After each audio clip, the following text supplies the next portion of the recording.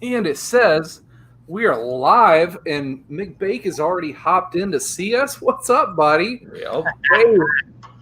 All right. Well, tonight we are live here on the Rust Belt Mechanics channel. We have myself. We have the captain of Ron. What's up? And then we also have Mr. Dow in the house. What's happening, buddy? Hey, you guys. We have cheers because we've all got our beers right here. Damn right. Yeah, buddy. Yeah, Cheers buddy. to the beers. Hey, let me ask you, what is the flavor for Ohioans? Samuel Adams, Ooh. Oktoberfest. See, I don't know if we got that in the store yet. We should, but I haven't seen it.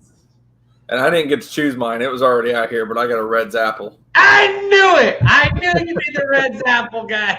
It's not a peach one. It's not a peach one. It's not a Red's pineapple by any means. Pineapple. That's it, pineapple. That freaking don't even bring up the boot. But I was gonna say, before we get too involved, is there a chance to see the boot tonight? Oh God. I don't know. We might have to see how far we get. How much money you got? Right. Everyday Fleet Tech coming in and 23. I got 20 on it. I got 20 on it. Oh, 20? snap. I got 20 on the boot for later. I mean, that's almost to what I made last time. So, I mean. Getting there. We're getting there. 20 on the boot. So, how is everybody hanging out this evening? I know it's been a long, difficult week for a lot of people. There's been a lot of people throwing some groans around in the old YouTubes, but you know what? We're here to have a good time tonight. Talk about some tools, talk about some good old times, and from what was in the shop days for my past now to the captain's future. Somebody's got to pick up the mantle. Pretty much. But if you guys didn't know, I put out a video this last week that was me leaving the dealership. I have officially turned in my wrenches. Well, not physically, but yes, I have turned in the wrench. I have now gone from working everyday flat rate to now working in a, I guess, more along the lines of an office environment-ish. You're in the corporate world now. In the corporate world. So now I work with and for SP Tools and Cutting Edge Automotive.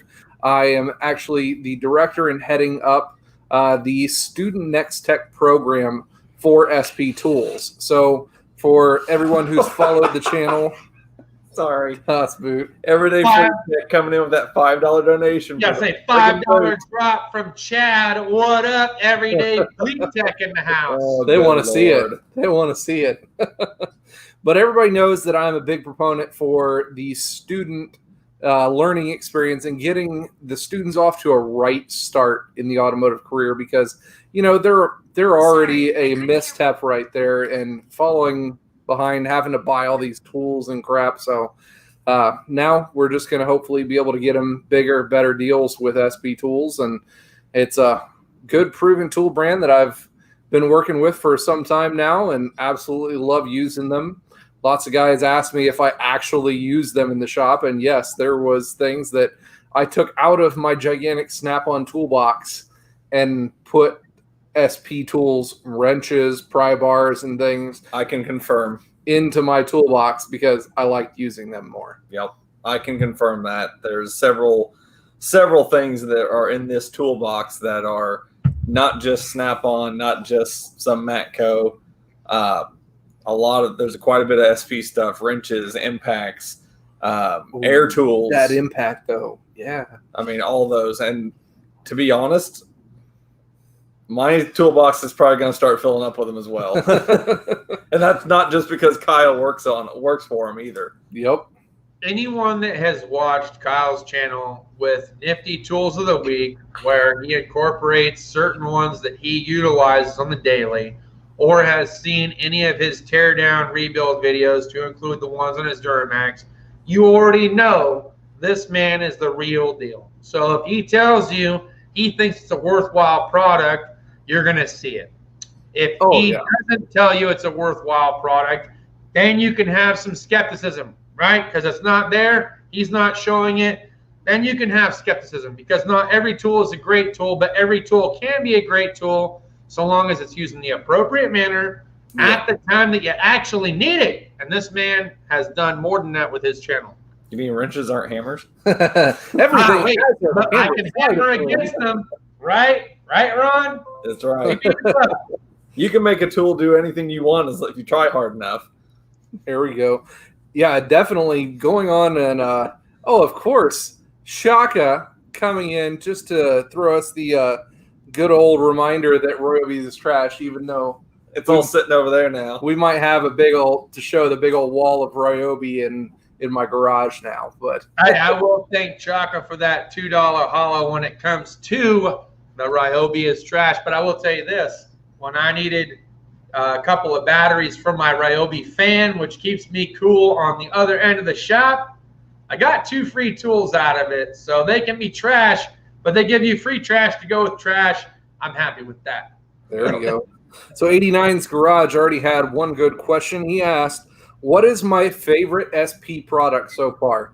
And it was actually one of the very first review products that I did on the channel, that their 1/2-inch mid-torque impact is such a beast. And to this day, still, it's been like a year and a half since I've done that review of the mid-torque impacts. It is still the top of the market. If all the guys have seen the new, the latest, greatest Milwaukee mid-torque impacts that are coming out, that are going to be rated up to 650. It was either 630 or 650 foot-pounds. The SP mid-torque impact is rated at 715 foot-pounds and actually weighs a little bit less than the brand new Milwaukee coming out. So still has to be my number one, and it's still sitting king on the hill. It is crazy how light that SP impact is. Like, I've got it's not the 1-key version, but it's the 1/2-inch Milwaukee impact that Kyle got me whenever I graduated from school. Oh, yeah. And that thing's heavy. I won't lie. I mean, it's got some heft to it, but it does what it needs to do. But then I go over and pick up his SP 1/2-inch impact, cordless impact. Mm-hmm. That thing feels like I'm picking up my 3/8 Milwaukee impact. Exactly. It is light, and it's still got the power behind it to take off lug nuts or do whatever you got to do to it. So it is definitely pretty good. And then old Robert Waters comes in to stick my feet to the coals right off the bat. You know, now that I work for them, you don't want to trash and throw yourself in the mud too much. However, everybody knows that I am fully foremost and honest with all the tool reviews and everything I've done. And when I started working with SP Tools here in the USA, I will tell you that there were quite a few products that we'll say didn't make the cut on the channel.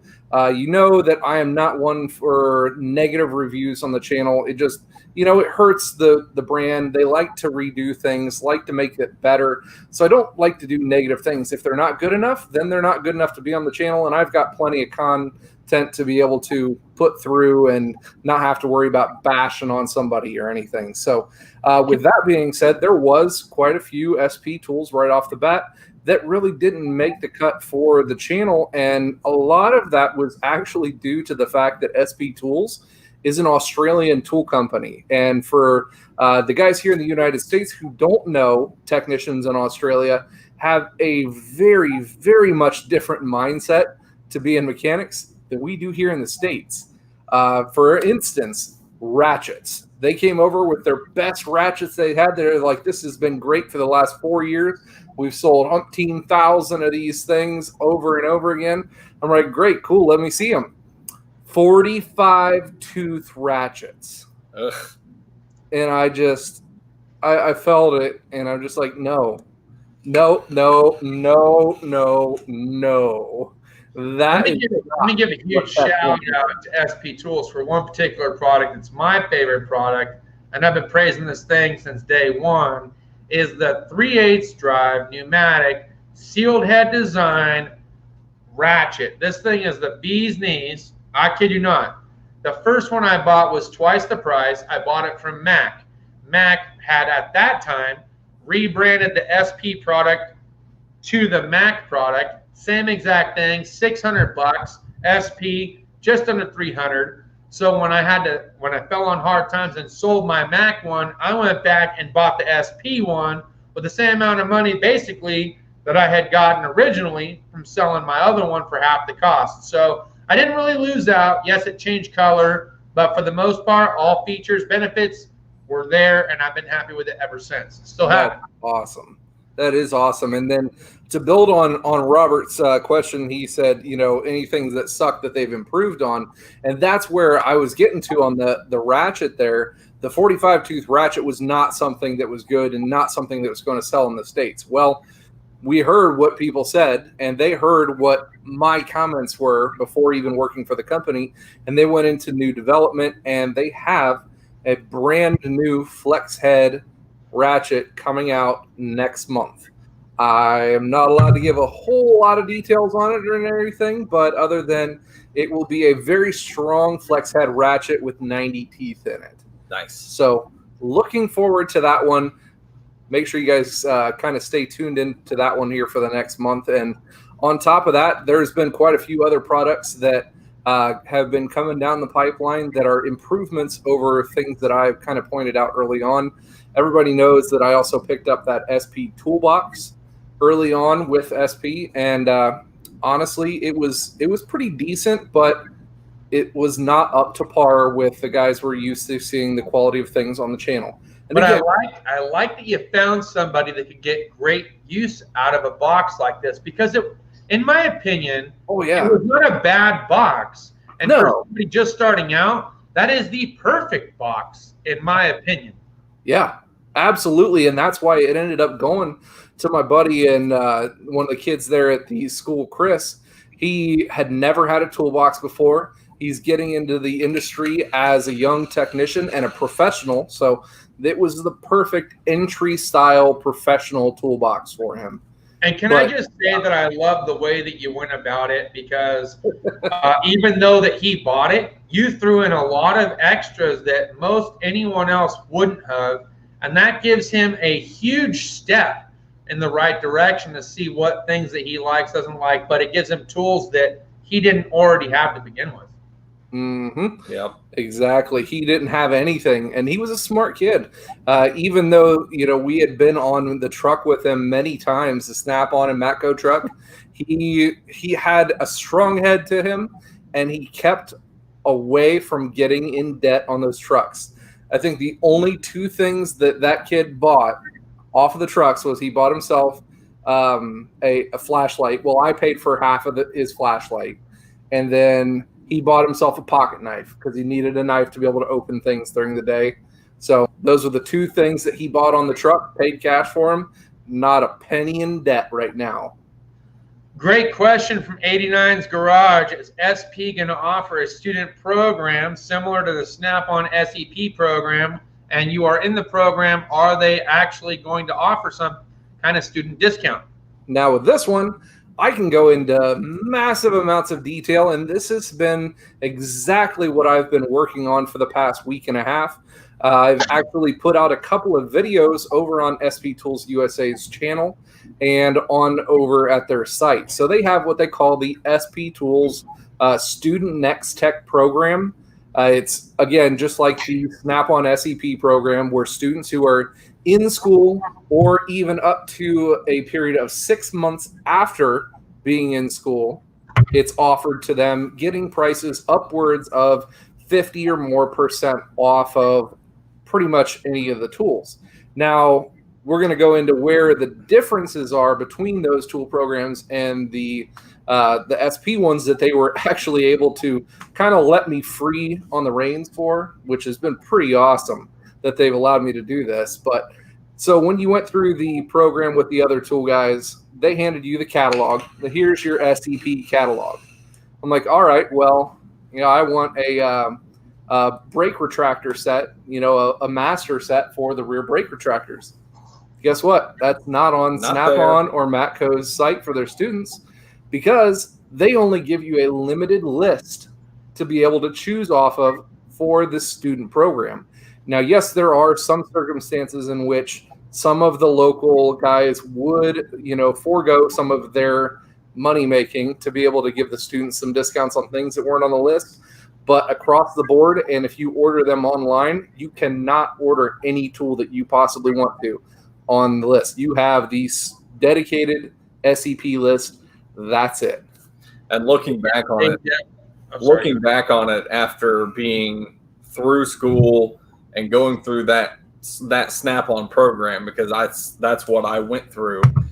Looking back on it, it's kind of a junk list, to be entirely honest. It really is. And Because some of the tool kits that they put together, how many of those things did you have 5 or 6 tools that were just junk, non-necessary or anything to your... Yeah, I was going to say, I mean, not necessarily junk, but just like never used. Like I've got a screwdriver with a bit set that is reversible, so I could go one way, flip the switch, go the other way.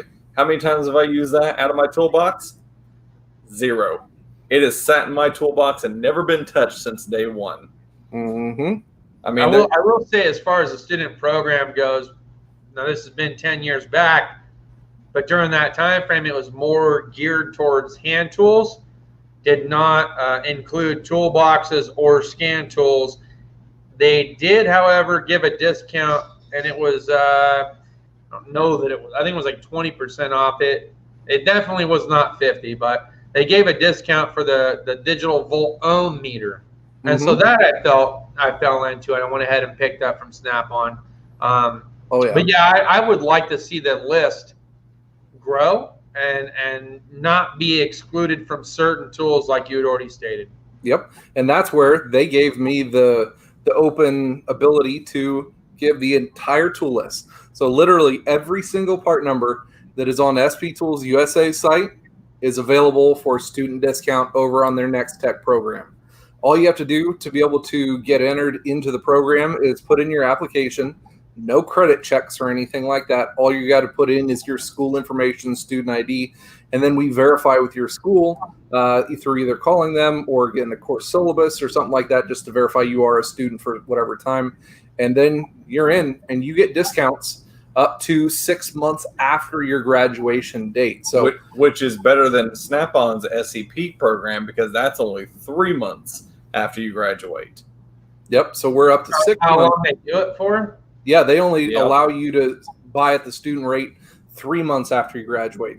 SP offers up to 6 months because, after you get out of school, then you're into sometimes the flat rate, and you realize a whole lot more things that you need to buy after that point. And you're like, crap, if I knew I needed this, 2 or 3 months ago, I'd have bought a whole lot more or got a whole lot more of this or that.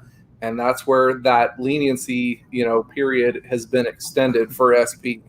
They must have changed that, because when I was in school, as soon as you were done, that was it. You weren't enrolled in the program, you didn't get it. Yep. Yeah, no, whenever I finished school, I had a 3-month grace period after. But just like Kyle said, I got into flat rate. I mean, as soon as I got done with school, I got thrown into flat rate, like within a week of that. And I wasn't nearly as fast as what I am now. I was still learning. I was still, I wasn't getting the massive flat rate hours that I was supposed to be getting. I was turning like 30 hours, 35 hours a week, and that's on a good week.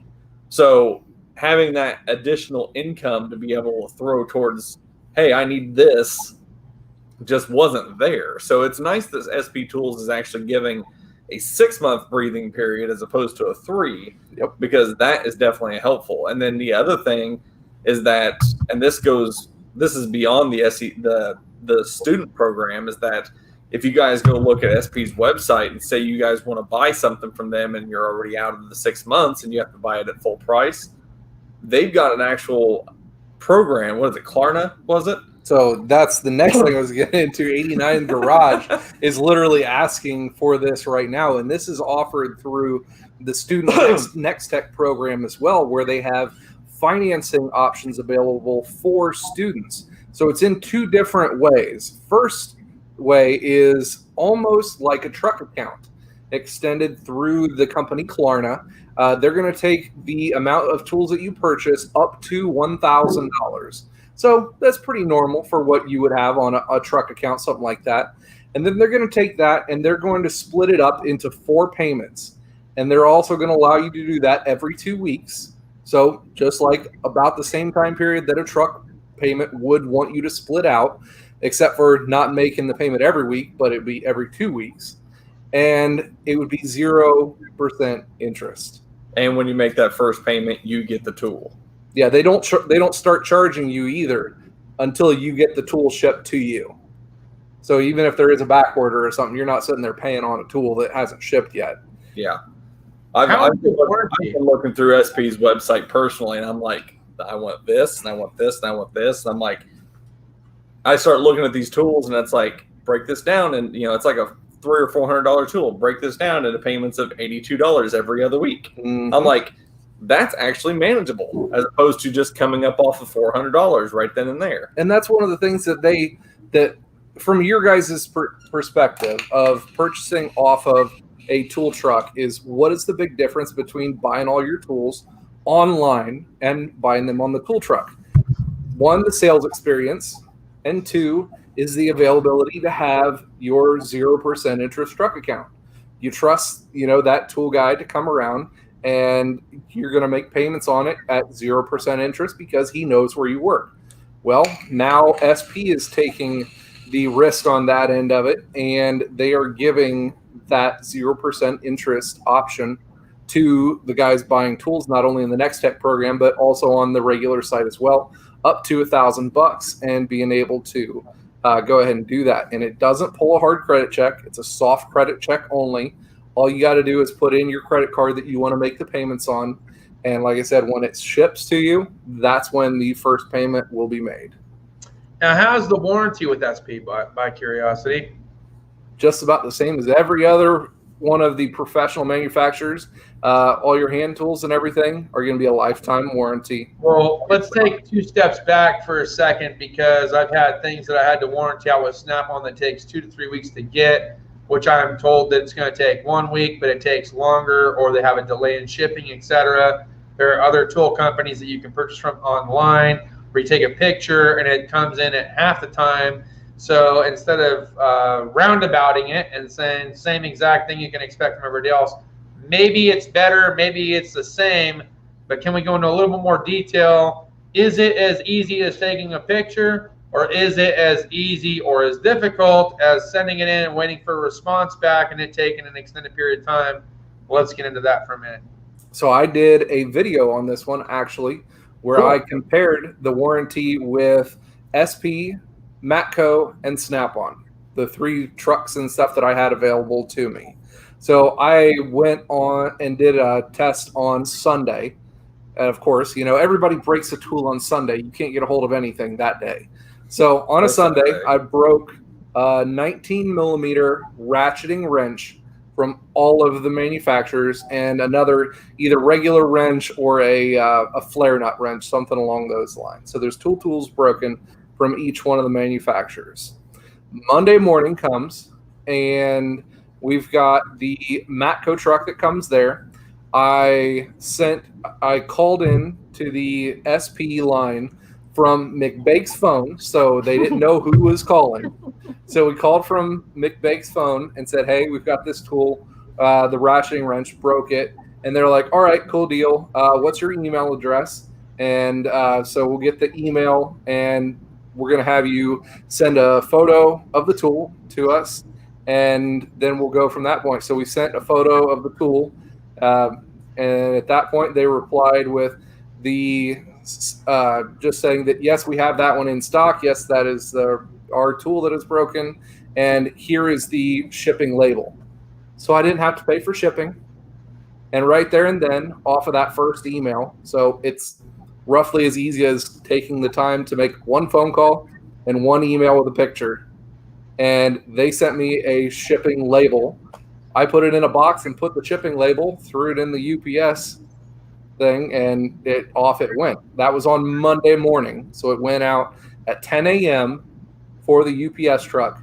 Wednesday afternoon, I had a brand new wrench in my hand. Before anyone else? And well, the Matco guy came on Monday, and he had one of the wrenches in stock, and one of them he had to order, and it was like 2 weeks out. Okay. So that was that one. And then the Snap-on guy I tried to call him, but he was on vacation Monday and Tuesday. His normal day is Thursday, so I waited till Thursday. He also had one of the wrenches in stock, and the other one was a week out on order. So much faster turnaround time, not having to deal with a tool truck necessarily, and waiting to see what they have, don't have. The other thing that I asked too was, hey, is there any way for you guys to ship this for me and get it faster from the Matco guy or the Snap-on guy? And they said, yes, but it's going to cost this much for extra shipping, for expedited shipping. So if you wanted your warranty item back faster, you had to pay it. I would have to pay for that expedited shipping. Right. Hey, before we continue on to the next segment, because I'm sure we got so much more to talk about, we got 51 watching and 14 thumbs up. Now, I know we can do a lot better than that. Come on, my man. Smash the thumbs up button, guys and gals. Right. I don't see too many ladies, but maybe you're out there. Get that thumbs up going. Let's go ahead and smash it up for Kyle and Kath and Ron, who are taking time out on their busy Sunday to share with us their thoughts and opinions, not only about SP tools, but about what it's like actually buying tools from a tool truck versus buying them online. Yep. And then I guess we'll finish off the 89 guys garage question on the Next Tech program. So they have the financing options available. The next difference was Snap-on maxed you out at what? Was it like 7 or what? 10? The SEP program? Yeah, the SEP program. So Snap-on maxes you out on the SEP program at $11,000 list price. List price. That's not the student cost. 11 grand list price, which at the student discount is approximately about $6,000. Yeah, we'll say it's about $5,500, $6,000 tops. Yep. Because there was a point where, like, right before I graduated, I was getting ready to put in this order, and there was like 5 or 6 things that I still wanted to get, and I wanted to make sure I got them, and I started putting them in there, and I think either my order got bounced back or something came back and it said you've exceeded your limit, and I went back and looked through it, and I'm like, I haven't done $11,000 in tools. So before I left, I called my Snap-on guy that was down at the school, and I said, hey, what's the deal here? He's like, yeah, you may not have hit $11,000 on discount price, but you hit $11,000 on list price is what they go on. And they don't advertise that either. It says up to $11,000. And way down at the bottom in the teeny tiny print, it says that $11,000 is based off of MSRP pricing. Yeah. So you are massively limited, where on SP, again, they allow me to take the limit straps off on that. There is no limitations to the amount that you're allowed to purchase on there. Not at all. If you got the money and you want to spend it and you're a verified student, you can spend the money. Get the tools that you want, get them at a good discounted price. Now, they also have, beyond the Klarna short financing, they're also going to be having extended financing as well. So anything over $1,000, obviously, at the end of your student adventure, you're probably going to want to put one massive order in just to make sure I get everything that I have or want. And not everybody's going to have the cash to be able to put that massive order in. Well, that's where they have the extended financing through Klarna and or through SP Easy Credit as well. One of those two formats of credit for that one. Now, that one, just like normal credit application, it's going to be, it's going to cost you in the way of percentage-wise on credit.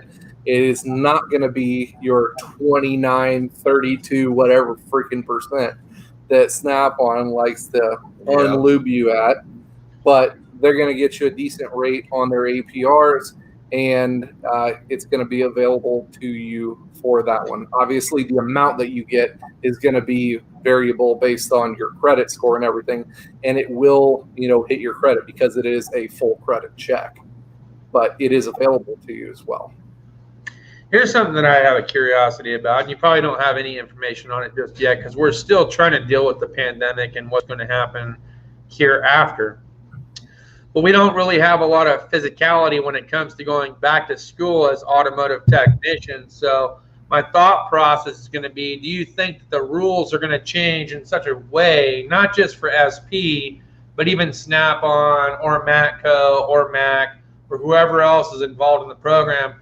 Is that going to change in such a way that where you have to verify eligibility differently than before, because now physically you can't be there because you're doing most of the stuff online? And how does that play a role in the student discount, showing that you are a student trying to be an automotive tech, but you're stuck in this physicality realm where you can't physically be there and you're going to do everything virtually? Now, I feel bad for the students in those ways just because they are getting tossed around like a hot potato. And it's sad to see how they're forced to be able to have to go through school. And it's ridiculous in some circumstances. But to meet certain standards and guidelines and to say that they are going to school, they have to, meet some of those crazy local regulations. But however, there is going to be zero change in how we verify students for their eligibility in the Next Tech program from before COVID to this one, because it is not verified by, you driving to school or your physical location, because there might be a lot of online programs. And just like we went through the student CAT program, where you're doing an apprenticeship program where you may only be at school half the time, but you're actually working and getting an education through hands-on trading at a dealership at the same time. We do the verification off of your student ID. We also require to get an email from the school, so we verify the student status through the email or something along those lines, or we get a copy from the student of their syllabus, one of those things, to be able to verify that they are a student. So basically, as long as they're enrolled and they are and they are checked and they say yes, he is enrolled in these classes. Pretty much as long as they're paying or you are enrolled in the classes at the school, you're good to go. Now, not to put you on the spot, Kyle, but since you are going to be heading up the educational program for the most part for SP Tools, hit me. What direction can you possibly take this company as far as the student or academic program goes in regards to the actual, not only the tool selected list, but discounts that you can offer? What I mean by this, just to give you a little bit more food for thought before you respond, is that oftentimes community colleges especially give you a broad range or broad list of tools that you are required to have for the program, all of which are not 100% guaranteed the tools that you're going to need in the what I call real world. In the real world, you don't need a 5-piece hammer set or this, that, and the other. So what can you bring to the table as everything comes into fruition? There's a few changes going on. We got more internet education taking place than physicality. And then, of course, you have a tool list that has been outdated by years and years and years, over decades, that has not been changed. What can you offer to the table for SP to make not only the tool list a little bit more cumbersome to the new tech starting out, where it's actually going to help them, but help SP Tools get across their point of view of what they're going to cover? It's funny because for all the guys that aren't on here don't know, we didn't rehearse any of this stuff beforehand. And it's like Dow is in my head off of exactly like the talking points that I would be wanting to hit for these subjects. And for my first week and a half of working at SP, that was my focus. That was my number one focus, to be able to build the SP Next Tech program on. They had the general building blocks and the general idea set up, but as far as extra discounts, how the program would be run, and for these toolkits, nothing was made. So I started 2 weeks ago in making these toolkits for the general student. Now, for the everyday Next Tech student that's just going to apply online and have a look, there's going to be a couple of different options available for you right online. We're going to have a tier 1, a basic one, and a tier 2, more in-depth toolkit available for automotive students, for diesel students, for aviation students, and for bike students.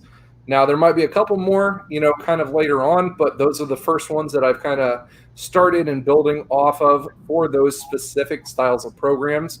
I've taken samples from about 5 to 10 other major colleges in the U.S. and have been kind of looking into what their requirements for tools were. And at the same time, when you're looking at some of these tool lists, me as a technician of 13 years can look at this automotive tool list and I can say, yeah, you're probably not going to be using tin snips for a basic automotive tool list for, just a first guy starting off in the automotive program. This takes me back to whenever I first started, and I brought home the list of required tools. Yeah. And Kyle's like, yeah, you don't need half that shit. Yeah, there's certain things that's on this list, and I could just tell that somebody in a back room office who is Googling, the term automotive technician was just throwing stuff onto this list for, and I could just tell, yeah, the person who made this list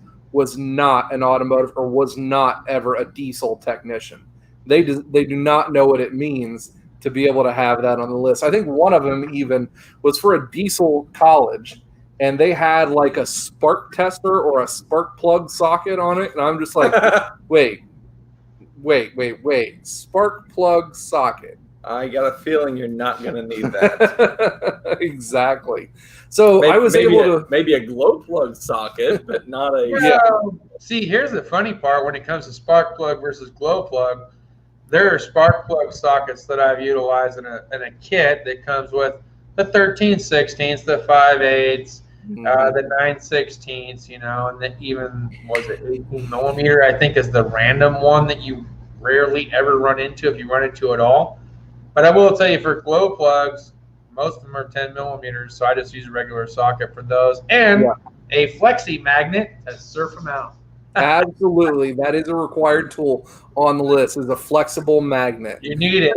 You need it. Yeah, you need it. So I've been building these different tiered tool lists for the last couple of weeks, and they'll be finalized on the SP and Next Tech sites here in the next week or so. I was just waiting on one or two other small things to get verified and when we're going to have stock in some certain things. But rest assured, the lists are already built, and we're going to be able to give some extra discounts for ordering some of these kits. So another thing that I talked about on a live stream here a little while back was the new design of toolboxes that we've kind of gone through and helped SP to be able to come out with here coming up for the U.S. market. So the U.S. market obviously didn't really want to see these Australian-style toolboxes. It was not in their best interest. So I actually do want to see them. I just want to see them better. Right. They want to see them better. Now, that's where we took it. We went to that one, and we'll just say the CEO at SP, he spared no expense on making these toolboxes some of the best in the market and getting them at a price that pretty much everybody's going to be like, holy crap, how did they do that? So that's one of those things where you're going to be able to see these boxes come out. They are going to be the most heavy-duty toolbox pretty much on the professional market. They're going to be 13.5 gauge steel, which is going to go through the whole box, and that's going to be more than my Snap-on Epic series sitting right here. So they're going to be the best grade steel, highest thickness, 13.5 gauge steel. They're going to have all heavy-duty swivel casters on every option of box, not just on the Epic series for the Snap-on.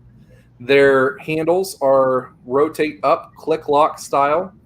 They have the heaviest duty possible slides that you can get on the market for this toolbox. And they are going to have self-dampening slides. So just like are we going to have a power option? They are also going to be power option. They're going to have it. They're going to have power option and lit inside the hutch without and that's not an option. Like they come that way, and that's how it comes. I won't lie. So it's not an extra $400 option or something like that. And on top of that, they come with a stainless steel top for those boxes, already not as an option. Well, in a power option though. Not so the power is not in the stainless top. The power is either in the back of the toolbox, or the power is going to be built into the hutch. Now the hutch, you said that the light would turn on automatically, but how would they? Well, I guess this is super secret Ninja Squirrel stuff. How would they incorporate the actual 110 or USBs into the hutch if somebody didn't have enough money for the hutch but wanted it in the stainless so they can plug in and go? That one, I don't have that answer for exactly yet. They have that answer in the Australian market version for their plugs. The Australian ones, if you actually go over to sptools.com, not sptoolsusa, you can see these toolboxes. They just posted them for pre-order this last week over in Australia, and they have a magnetic power board option that you're able to either put directly into the top, or you can move it around within the hutch or wherever you're going to need it, that has all the USBs, 110s, and everything wherever you want to put it. Now, I got two things to say real quick. One, what's up, Jesse? Jesse's in the chat giving you information as well. Oh, yeah. So, what's up, Jesse? And two, What up, Jesse? Kyle and I have been talking since he got back about these toolboxes, and I'm really impressed by them. Like, I'm to the point where, like, I've got my purple and black, or my black and purple trimmed Snap-on box. I might be willing to give that up for one of these boxes because they look freaking badass. And the prices that they're talking about, like, what I spent on my one single toolbox that I have, I could have something that's comparable almost to Kyle's for the same price. And it's like, my mind's just blown by it. Like, I don't know, I'm on the fence about it. Like, I'm actually considering it. Mm-hmm. Now, I want to answer Roadrunner's question very briefly. Yeah. He says, what about small engine? And what do you need? An 8mm, 10mm, and a screwdriver? Look, the deal is this. It's SP Tool Cell. You need to make a toolkit for all 8mm, 10mm, and Phillips, you'll be just fine. Right? Am I right? Yeah, exactly. That's where we said they have the motorsport stuff packages already on there. It's not going to be a whole lot different from the motorcycle and motorsports kind of tool list that we've got set up. Now, of course, I'm joking around when I say 8, 10, and Phillips, but the fact of the matter is you don't need a whole hell of a lot to take apart a chainsaw to clean it up, okay? There's not much there to it. I'm sure the SP Tool is going to have an answer for you as far as small engine repair goes. What up, Jay? Jay Who coming in. What's up, Jay Who? Good to see you, man. How about them Raiders? Oh, my. Yeah, I don't want to get off topic too much, but yeah. He's excited about the Raiders. WTF, right? WTF. That should have never happened, but it did. All right, other than when they played the Chiefs. Then I keep telling Jay Who it might very well be the Bucks and the dang Bears in the Super Bowl. Yeah, buddy. But yeah, the Next Tech program has been coming along very well, and we're going to have some really great options for their tool lists, and we're going to have bigger discounts available for buying the tool lists at the already discounted student rate. And then if you want to get one of the toolboxes, which come in 34, 42, 59, and 73-inch options, we're going to be able to give them at a higher discount than a normal student would just to buy just the toolbox. So bigger rates of discount for getting the tool sets and the boxes together. Can we expect some kind of an apprentice set going forward from here with SP Tools, meaning that the list that you comprised, put into a smaller cabinet, put into an affordable solution for those going to college?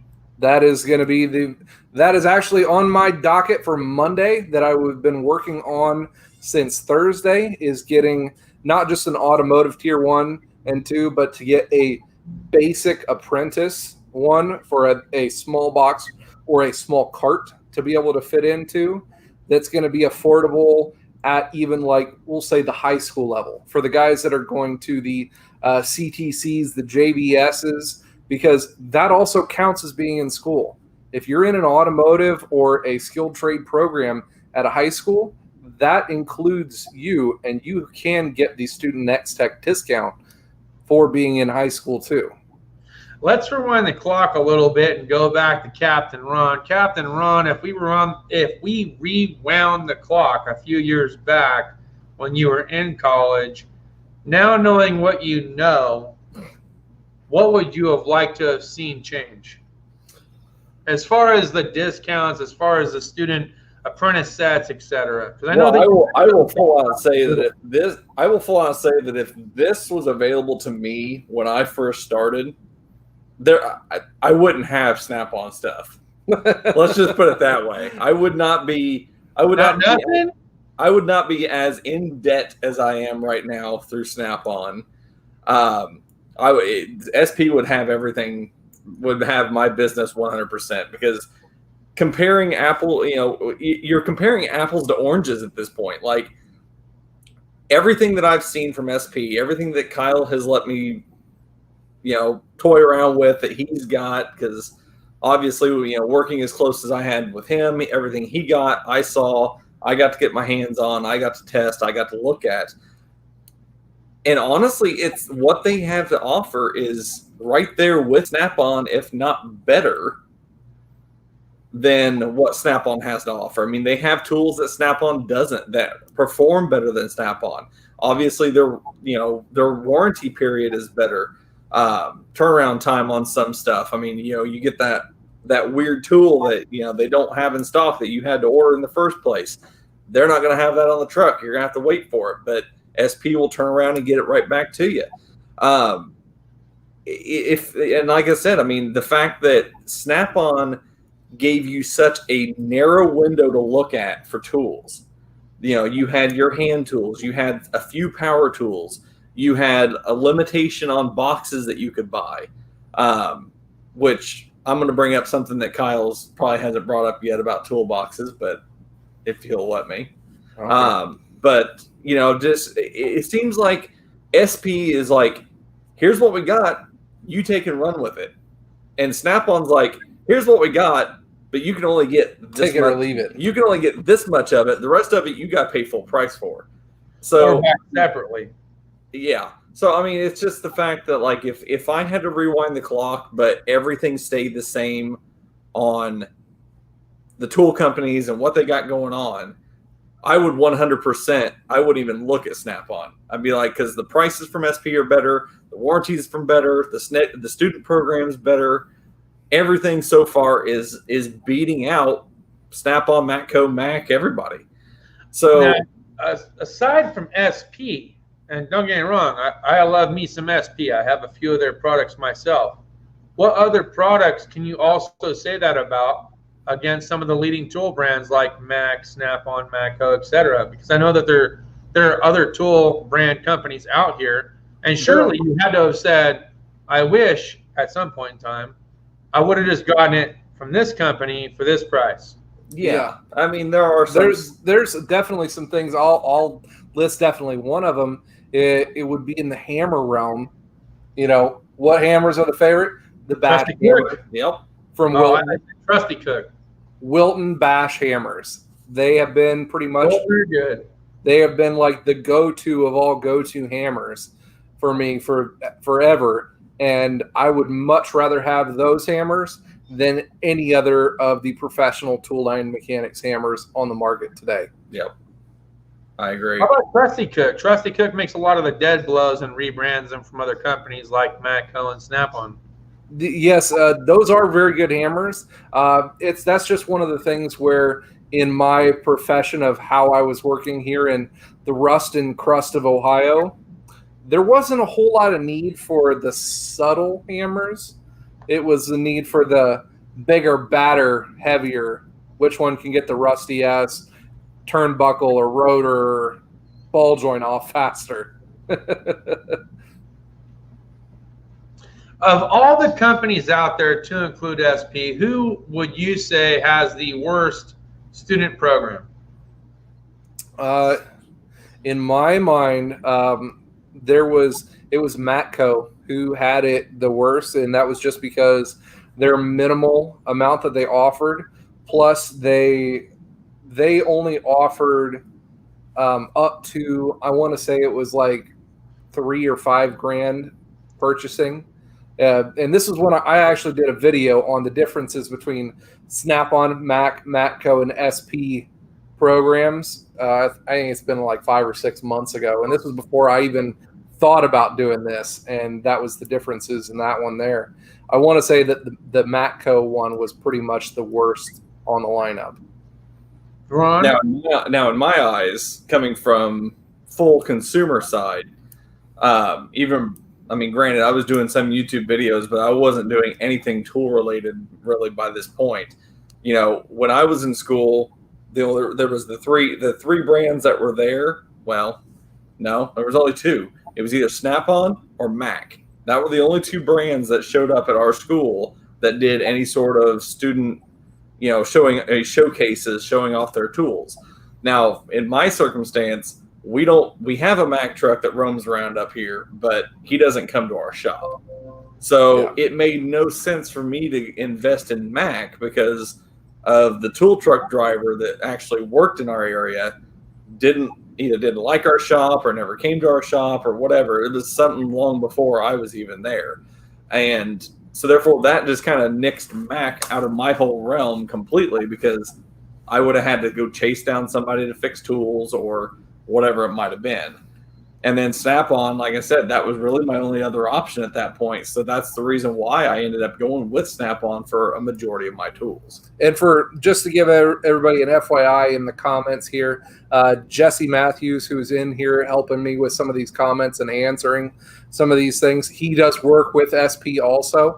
So he is legit. So the information that he is giving you guys is legit as well. Just an FYI. Hey. Thank you, Jesse, for answering some of our questions. Love your product, man. Like I said, good stuff. Glad to see you got my boy on board. I know that he can do great. Cheers to everybody, man. We are planning on doing some good things, man. Definitely. Now, I did have a question for you. Now, in your purchasing experience, not the student side of things, just your experience alone, in your history of tool buying, what prior to this mass age of internet kept you buying tools on the tool truck, or were you still purchasing tools online or in person at stores as well? For me? Yes. For me, I would tell you that the reason why I bought anything on the tool truck at the time versus buying it in store or online came down to cost and payment method. Because at some point in time, there were tools that I knew that would cost less to buy them online that I did not regularly have at my disposal that somebody else would carry. Even though I know I could pay for it, but it would take me a month to do so, I knew that I could have it right then and there versus having it later. Didn't need it later, I needed it now. So it was nice to have that. So that kept me with the tool trucks. As far as most of my purchases going forward, with me buying more stuff online and some of the more high-end stuff, the only thing that really changed was the credit availability. Because if I bought it online, I could either afford to pay it in cash or put it on a card or credit line that I had, and buying things at an extended price that I couldn't otherwise do. It's not like I got $12,000 kind of hanging out. Snap-on said, hey. I said, hey, right? We'll give you some money. There you go. You know, so I think that's what got me on to looking towards. Now, I've had nothing but Snap-on diagnostic equipment leading up to this point. The reason why I stayed with it was for a couple of reasons.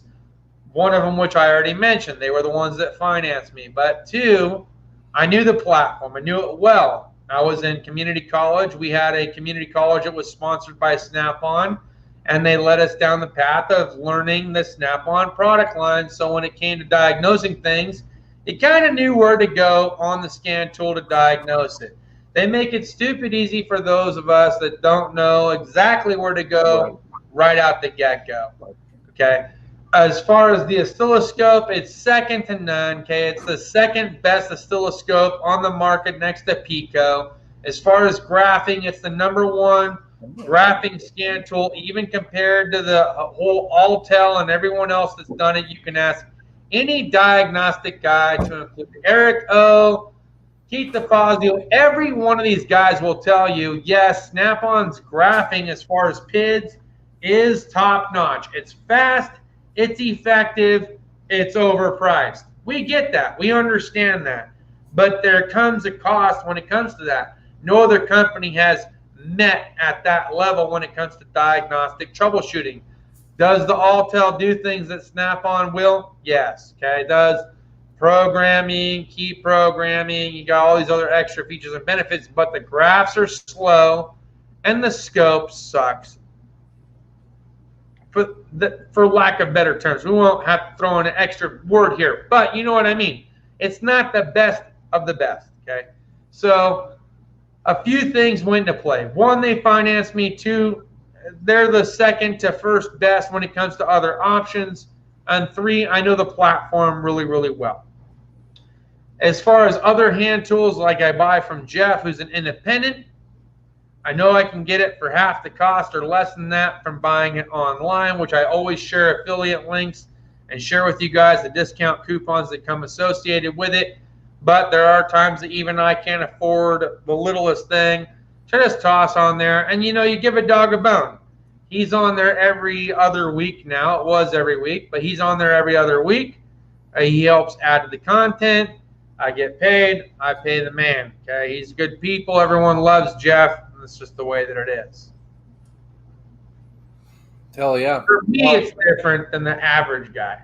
Now, if for financing purposes, that, like we were talking about the Klarna thing and being able to purchase tools at a 0% interest rate earlier on in your career, would you have probably bought more things online if that was available to you? One more time. If purchasing tools off the truck, you know, a lot of your decision making for early on was because you had a 0% interest, you know, a truck account. Would you do that online if it was available to you online, like we were talking about that Klarna thing? I think for right now, the answer would probably be yes. The reason why I say that was because when I first started community college and we had a Snap-on program and I was offered that student discount, I bought things online at that point. And at that point, it was still relatively new and they were very limited on what it was that they could and could not do.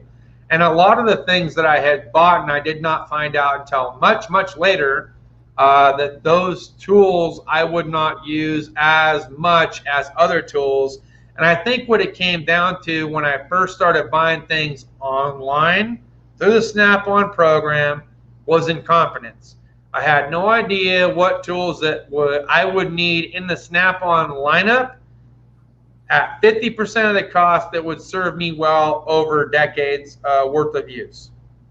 Right. Thinking about it now and all the different tools that we've seen and used over the time, how many tools have you used over a decade that you said, okay, of all these tools, these ones that I originally bought for 50% off were the ones to go with? And if you would have thought about all this little stuff you bought in between and thereafter, how many tools you wish you would have changed from the ones that you bought to the ones that you have? I don't think it's a matter of like, would you have rather? It comes down to like, after a period of time, you realize what worked, what didn't work. You got rid of the stuff. Maybe you sold it through the swap meet, whatever, and you got some money back. But I think the fact of the matter is, nobody really knows what they would rather have 50% off of because they don't know what they're going to keep for a decade going forward. Right. Like ratchets, like wrenches, like specialty pullers, there are certain things that you can buy online that are the same exact thing, but it's the actual true brand, not the rebranded sticker type, Mm-hmm. I think everyone learns this the hard way, and they go, man, yeah, I Oh, saved yeah. 50%, but even of the 50% that I saved, I would have saved 50% of that if I would have bought it from the true company that made it. Yep, exactly. Hindsight is always 2020. There's been several things that I've eyed on tool trucks, like, you know, even something as simple as like Lyle tools.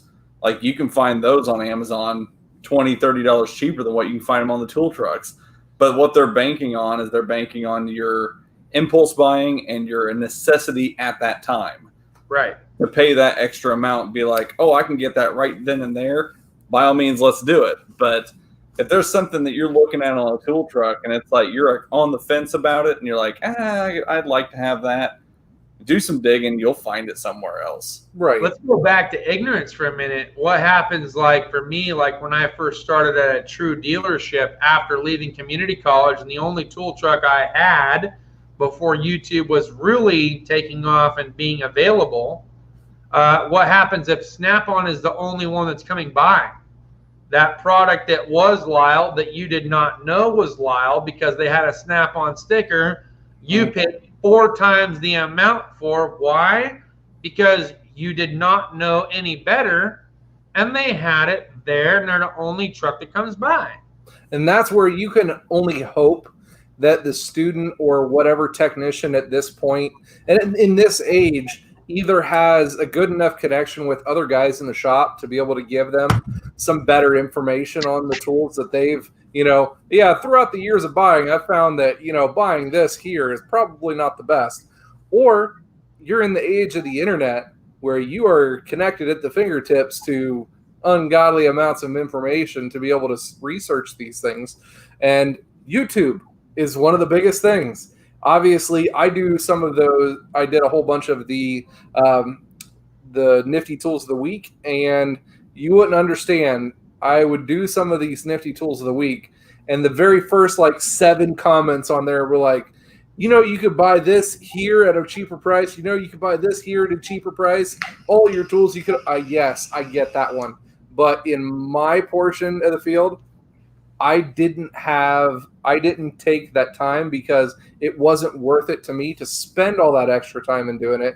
I also put my faith into the guy who was bringing it to me because I wanted him to keep coming back, and I wanted to support his business just as much as well. Well, there are some things that come by with the tool trucks that you're just like, well, I could get it cheaper elsewhere. It's cheaper elsewhere, yeah. Yeah, I know I can get it cheaper elsewhere. It's here. It's now. It's only $10 or $20 cheaper, and it's a friend of yours. Well, I know a lot of people say, well, that's not a friend. He's only a friend because he's making money. Sure, but we also socialize outside of that. So, yeah, I'm going to give a dog a bone. I'm going to be right back, let you guys kick it off. I'm going to use the bathroom real quick. Go for it, man. Yeah. Aloe vera plants are dying without me, but she don't want me doing that. So I gotta save the chickens and the aloe vera. So one of the next things that I'm going to ask Dow here in just a minute is going to be his optimal tool buying experience here in the most advanced technology era that we have right now. Mm-hmm. Me personally, I have a very deep regard to having that person-to-person sale, and I'm even so in-depth really loving the in-person sale that I'm almost kind of a dick about it, in that I always do my research into every single tool that I ever bought, and I knew what I was going to buy before I ever stepped foot on a tool truck or in a store or anything like that. I knew what I was going to buy. But the tool truck is there to sell tools. And what is the tool truck driver's main job?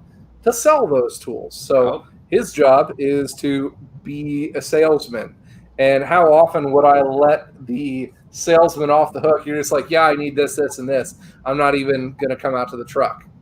No, I would say, hey, I know what I want. What's your specials this week? I want to hear the spiel. Yep. Every single week, that's what I would do because I wanted to hear that tool truck guy sell me the tool that I wanted. I was already going to buy it. didn't matter what. But because the tool truck guy is there to sell tools, I want him to be a salesman and sell me that tool. So I was almost a dick in fashion to trying to make him sell me the tool that I was already going to purchase in the first place. But yeah, anyways, Dow, I was going to ask you, in this latest age of technology and, you know, being connected with phones and apps and the internet and everything, what is your most optimum tool buying experience as a whole? Is it still just the in-person stuff? Would you rather have greater ease of access to these tools from the internet or a dedicated application on your cell phone? There's even thoughts of guys putting stuff together like, hey, this guy bought that tool. I open up the app in whichever tool brand app, bink, got a picture of it, and it puts it into my wish list for a cart. And hey, we're going to give you a discount because you use our app for it. What do you think? I love having the ability of being able to shop online. I do. It's fast. It's convenient. I do not mind having a tool truck purchase because a lot of times they have things that I had not seen yet. I'm always looking for something of new technology every time Jeff stops by or Kenny stops by or even Garrett, and I'm looking around. And granted, a lot of things that I see from Snap-on are the same old status quo. The things that I see from Kenny, from Matco Tool Truck, or even Jeff, a lot of times they're throwing out new things that I had not seen yet. Mm-hmm. So I love the tool truck coming by in that regard because not everybody talks about everything at any given point in time. And there's no way that you can watch everybody to see the things that you didn't already see. But if they shop and they stop by your shop to look, you will see it. So in that regards, I have an appreciation for the tool truck then coming by, it being mildly convenient. Now, is it warranty convenient? No, not always. Sometimes it takes a couple weeks to a month to get anything back from. Not my most favorite way of dealing with things when it comes to warranty, but it is an option and it does seem to work. What I would like to see in the coming future would be, obviously you can't try everything out or see everything or touch everything right out the get-go. It would be nice to see and touch everything before you went ahead and made the purchase. So maybe there's a way that you can have a trial run where if you don't like it within 15 days, you can return it hassle-free. What's hassle-free completely depends on the company. But I'd like to see some kind of hassle-free trial, or even if I used it, and I mean used it, I don't mean, hey, it got a little bit dirty and I sprayed it with a shot of brake cleaner to clean it up for you. I mean, let me use it. And if it doesn't hold up, at least let me have the ability to send it back and say, you know what, it just didn't work out. Right, and that's my personal tool truck owner that I dealt with through Snap-on. He actually allowed me to do that one. Now, I would also have to say that I was fairly smart in the buying and how I did my purchasing with tools to where I didn't buy things I necessarily thought were going to fail right off the bat. You know, obviously I want to buy something that is going to help me better my career and do something faster, make better time on flat rate, or just be easier on myself or my body.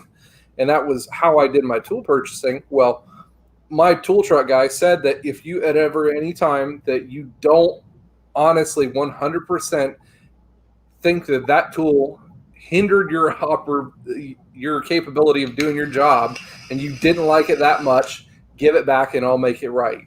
And he did that. And surprised enough, I only used that one single time. And talking about that electric grinder. Yep. So it's actually been a recent video that I did.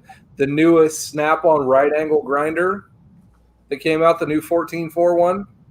That is the only Snap-on tool yet to date that I physically gave back. And I said, this is the biggest piece of junk that I've purchased in that category. Take it back. I feel like I have wholeheartedly wasted my money, even though I did a video with it and everything. I seriously would never use that one over the other manufacturer's tools either. Jesse says I did that. Jesse I says did that with your a- credit, Rust Belt, you have a tool addiction. I definitely do.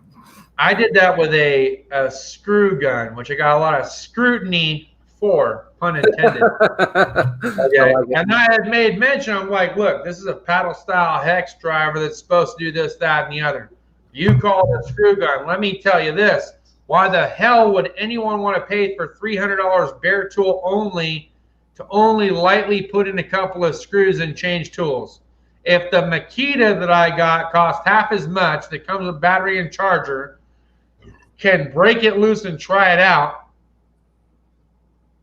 why wouldn't I go that route? Right? Give me a screw gun that can't even undo or do anything that I want it to do for $300 bare tool only. It's not worth it. What I would like to see from these companies, especially SP, is that if they're going to develop an apprentice set or a toolbox with tools, etc., how about this? How about the fact that nobody has actually developed any kind of tool organization that is compatible with how I would say the majority of mechanics or technicians would put things in order? How about creating some kind of organization in the toolbox that fits that scheme for the toolbox? How many organizers do we go through as mechanics and technicians to find a system that works? But if you can find one for your own product and make it to where it just works and fits in their box, be it raised foam or anything else, and make that the option, wouldn't that just be the be-all, end-all, and solve all organization problems? That would be a really good thing, and that is also, we're going to say, on the docket. How many of those organization tool things have you tried, Kyle? Oh, Too We many. can't name them all on one hand. I've used and gone through a lot of tool organization things, and to date, I think the worst one that I wish I would not have done would be the Matco grid with all of my picks and screwdrivers and handled tools. That thing took me the better part of 4 hours. Yep, 4 hours to place and install. And none of the shit ever stays in place anyways either. It's not made for anything that has anything but a perfectly straight head to it. It's just a pain in the butt, and it doesn't work. I don't like it. Plus, if you slam your drawer too hard, everything comes off the pegs. Everything comes off the pegs. Yeah, it's a pain in the butt. But as far as your idea with the basic tool list coming in, something that is better organized is something that I'm definitely going to be looking into for those kits. The only hang up that I have is some people have a very high aversion to EVA foam. They just think that if I have it in that format, it's a pain in the butt. I can't ever change it up. It takes up too much space. I don't know. I'm allergic to foam. Somebody's always going to have something to complain about in that area. But in having the idea that, hey, you could have this kit and, hey, maybe for an extra, I don't know, $20, $30, something like that, you can have the EVA foam that everything fits into there and fits into the box that you want to buy too. I'm thinking couple hundred. $20, $30, you'd be lucky to get one sheet.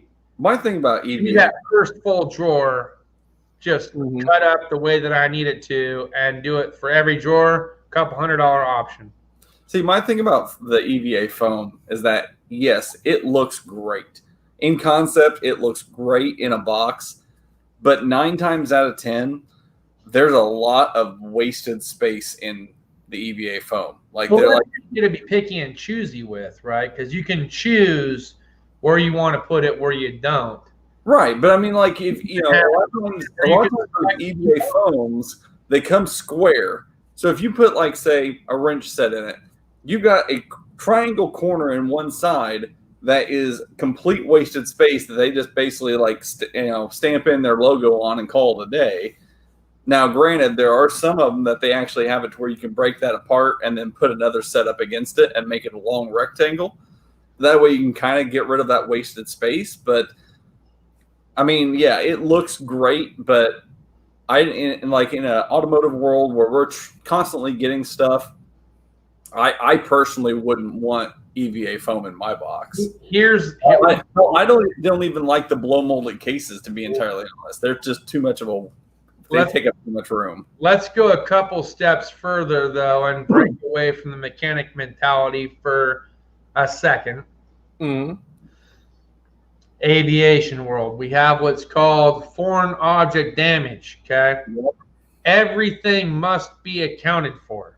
Yep. Now, in these foam cutouts that we're talking about, when I was active duty Navy and all we had was just a regular piece of sheet foam, which wasn't as tough or as durable as what we've seen, we had to take a permanent marker and etch everything out and cut it down to place tools in a specific order to where they can all be accounted for all the time. Right. And I don't discount some way to do that with SP tools and have some kind of master apprentice set. You see where I'm going with this? Now we're gonna say that the SP Tools student aviation program sets, that's gonna be a guaranteed. Has to be. You cannot have one without the other. That everything must be accountable. Yep, exactly. It has to. Yep. Now I personally like the idea of the EVA foam for that, like I was talking about, the high school basic set.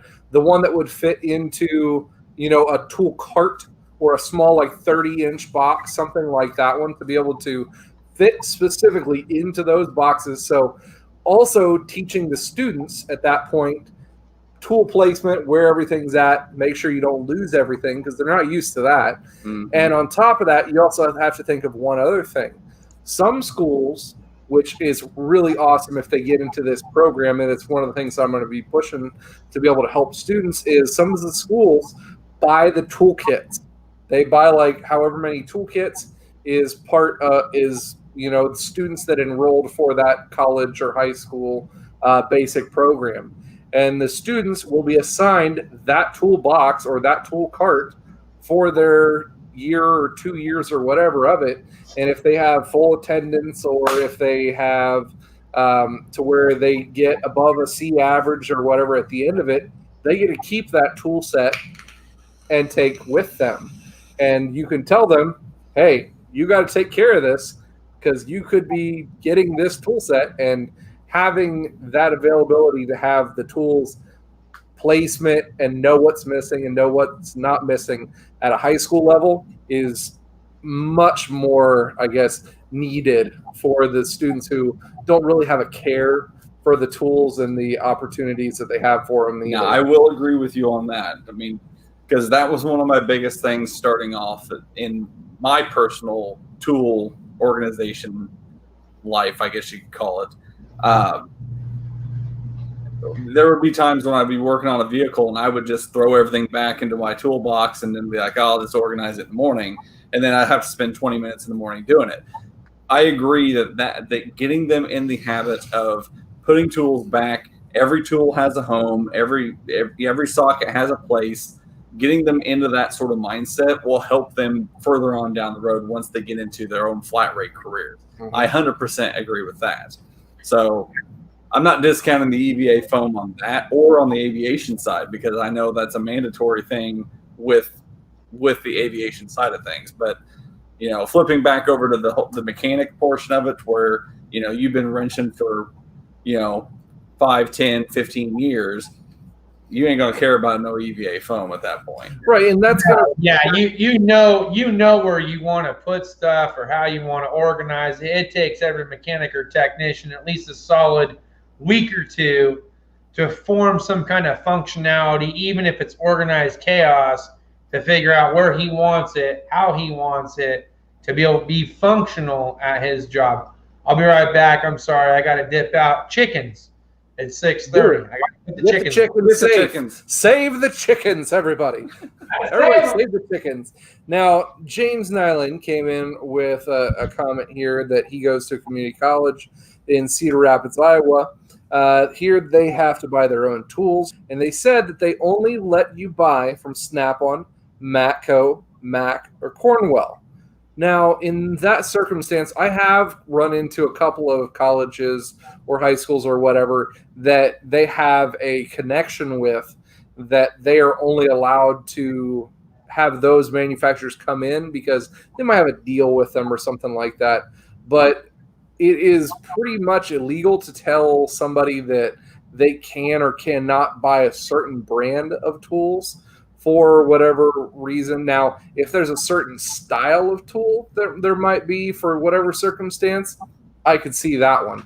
But as far as telling somebody that you have to purchase this brand, you have to purchase that brand, that's the biggest line of BS ever. And if somebody's trying to feed that line to you, you can tell them they can go and shove it. Because that is the biggest stupid thing.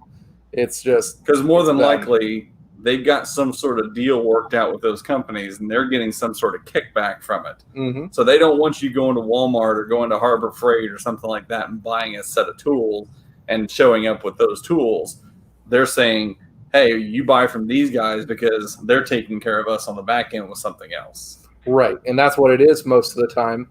And that's what we kind of want to get away from, and being able to give these options to the students from a third-party perspective, and giving you guys the option to be able to get what you need at a better rate. And even for those schools that have their whatever back-end placement already in line, and they only allow Snap-on to come into it, only allow Mac to come into it, whatever, I will send you guys, the student, the marketing or all of the flyers and anything that you want. I will send them to you to hand out to anybody at the school. No problem. James just said this, that they said it has to be professional grade tools, and they've never heard of SP. Well, professional grade, just because they haven't occurred in the United States, is still of professional grade. I can guarantee that one. They don't count stores as professional grade. You can also, have to say that, somebody behind the desk that's making this tool list probably has never seen, their side of flat rate either. So, right. To each their own, I guess, in that portion of it. And for somebody telling me what I can and can't buy, I have a hard time choking that one down, and would pretty much always 100% of the time go against the grain for those guys who tell me what they think I have to purchase myself. That's just me, though. I'm not a conformist. Ryan Boris wants to know if SP Tools is thinking about selling franchise options for tool trucks.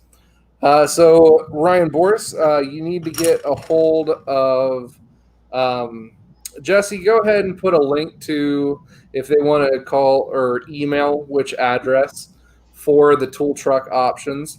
They are looking at spreading out for tool truck options in the U.S., and that is something that they're looking for right now, is for people who want to be able to do that and have that option. So I'm sure Jesse will get that email into the comments here shortly of who to email in the company for that. Actually, I got quite a few people when I did the live stream from down in Alabama last week. There was 3 or 4 guys like, yeah, I'd love to have my own truck. And what are you doing? Stuff a hot dog in his mouth.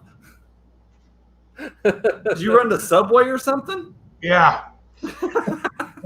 The chickens brought you Subway? Is that what it is? There you go.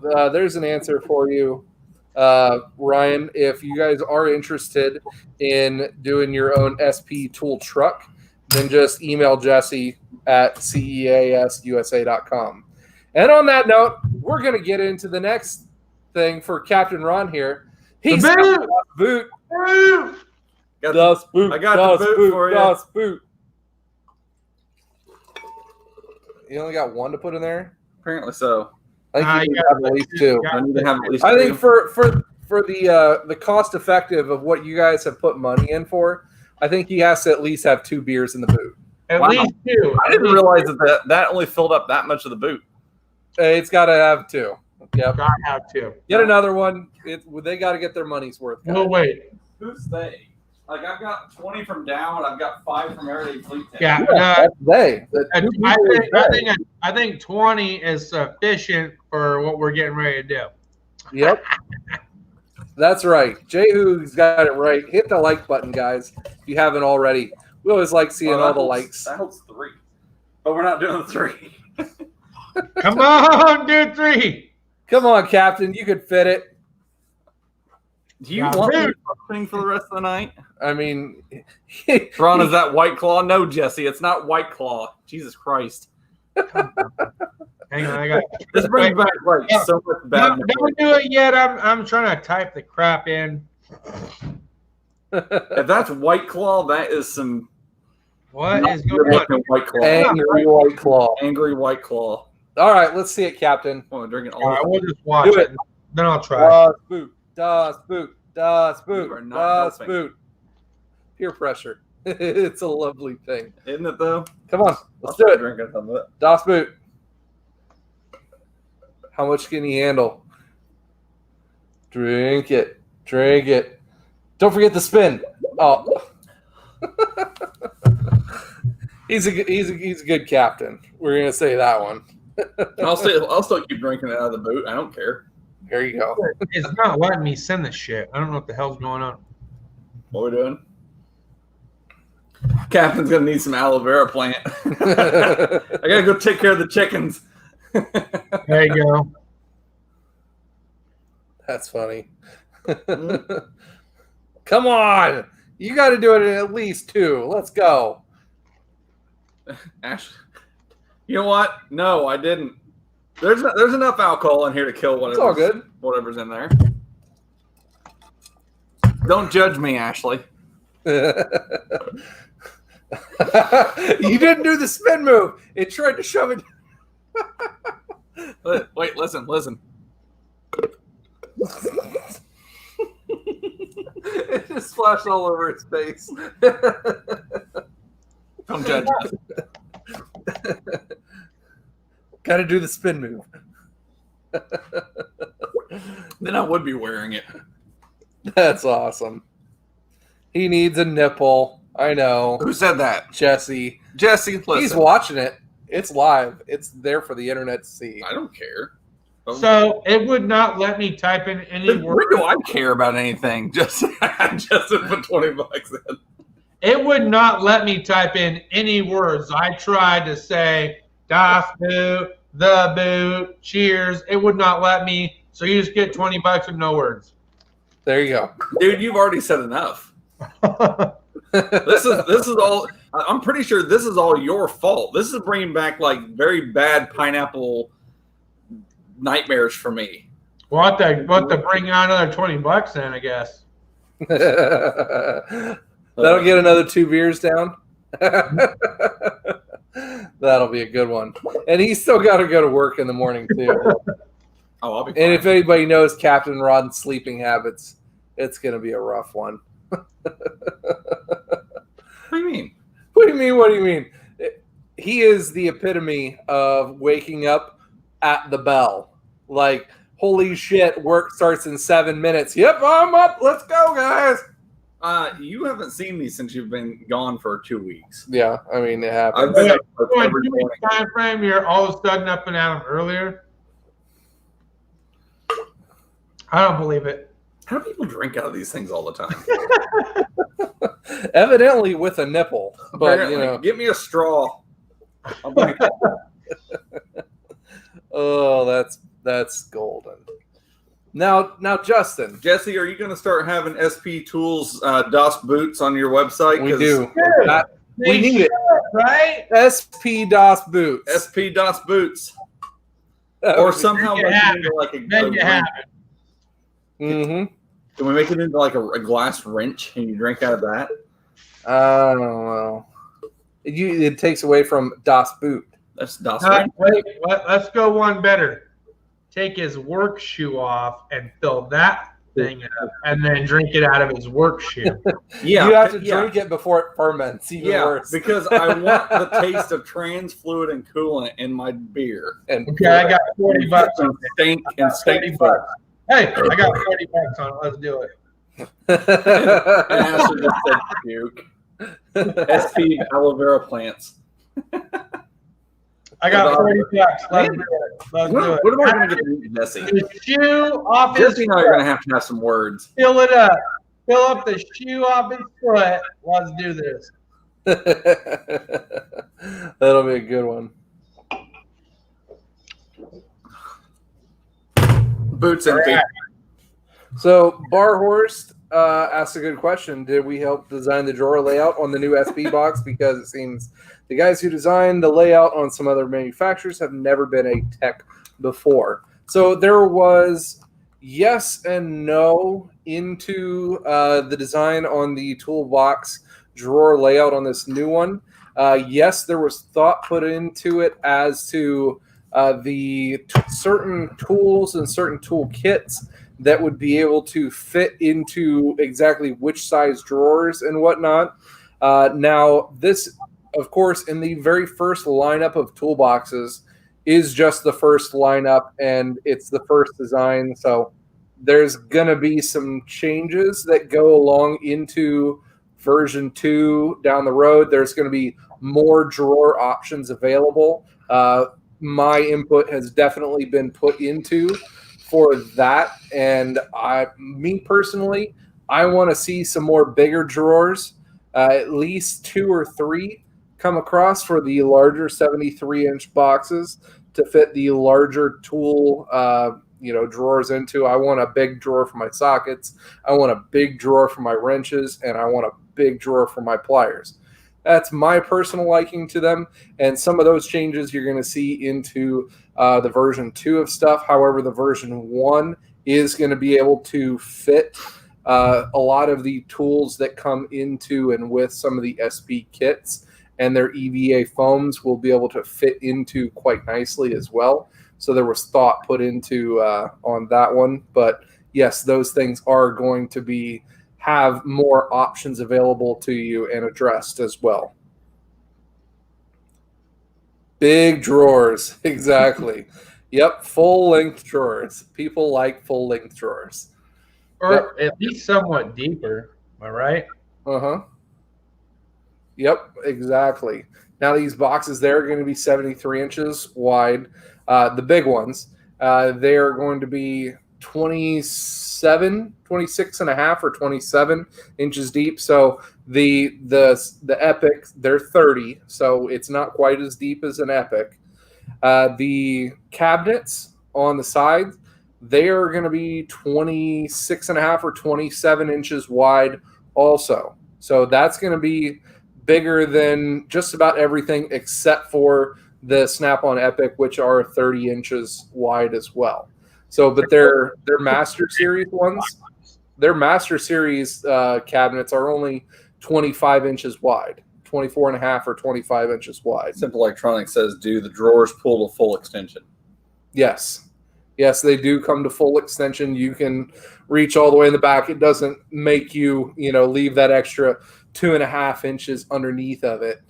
That would not be so great on that one. You can access the full drawer. 24 and a half inch deep, 27 and a half inch deep side lockers. Yeah, the width on the side lockers. And like I said before, they will come standard with a stainless top, whereas on a Master Series Snap-on box, that's what, $600? $800? 8 to 9. 800 or 900. I mean, Unless you want I'm the talking power ones that aren't the power ones. The non-power ones are like $800. $800. Yep. So that's another $800 added on.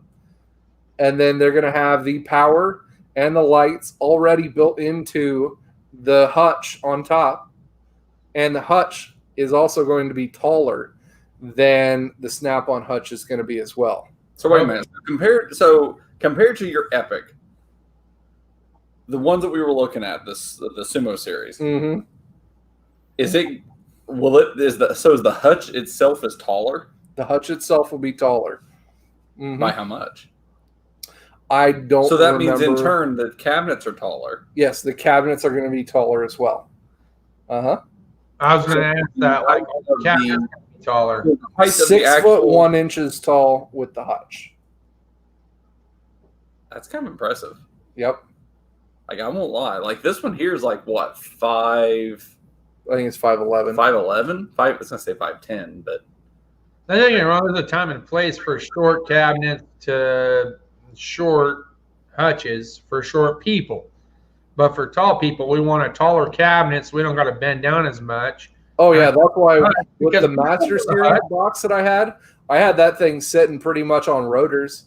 So it was better for my 6'4" ass to be able to at least, put my arms into the hutch and make it usable. So compared to your box, is the box the same height, or is the box shorter to make the hutch taller? On which one now? Like compared to your box here. Yep. Is the box for the Sumo series shorter? The box itself is going to be right about the same height. Oh, so it's just a matter of just the hutch being bigger along with the cabinets. The hutch will be taller as well as the cabinets will be taller. I won't lie, as well. I really like that because even with your box, and your box is pretty tall, I still feel like I'm hitting my head on the hutch opening and stuff like that. Mm-hmm. So having that a bit of height to it, that's just making me want one of those boxes even more. Yeah.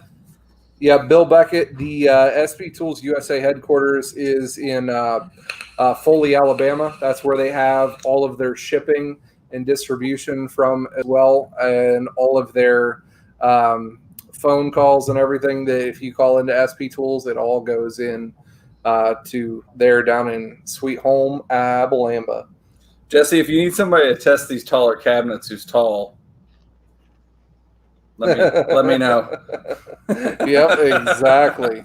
I will gladly rip everything out of my Snap-on box and test one of these for you. Gladly. Or can we put another Snap-on box in here somewhere? Dude, I can't fit another 3 foot of anything in this freaking garage.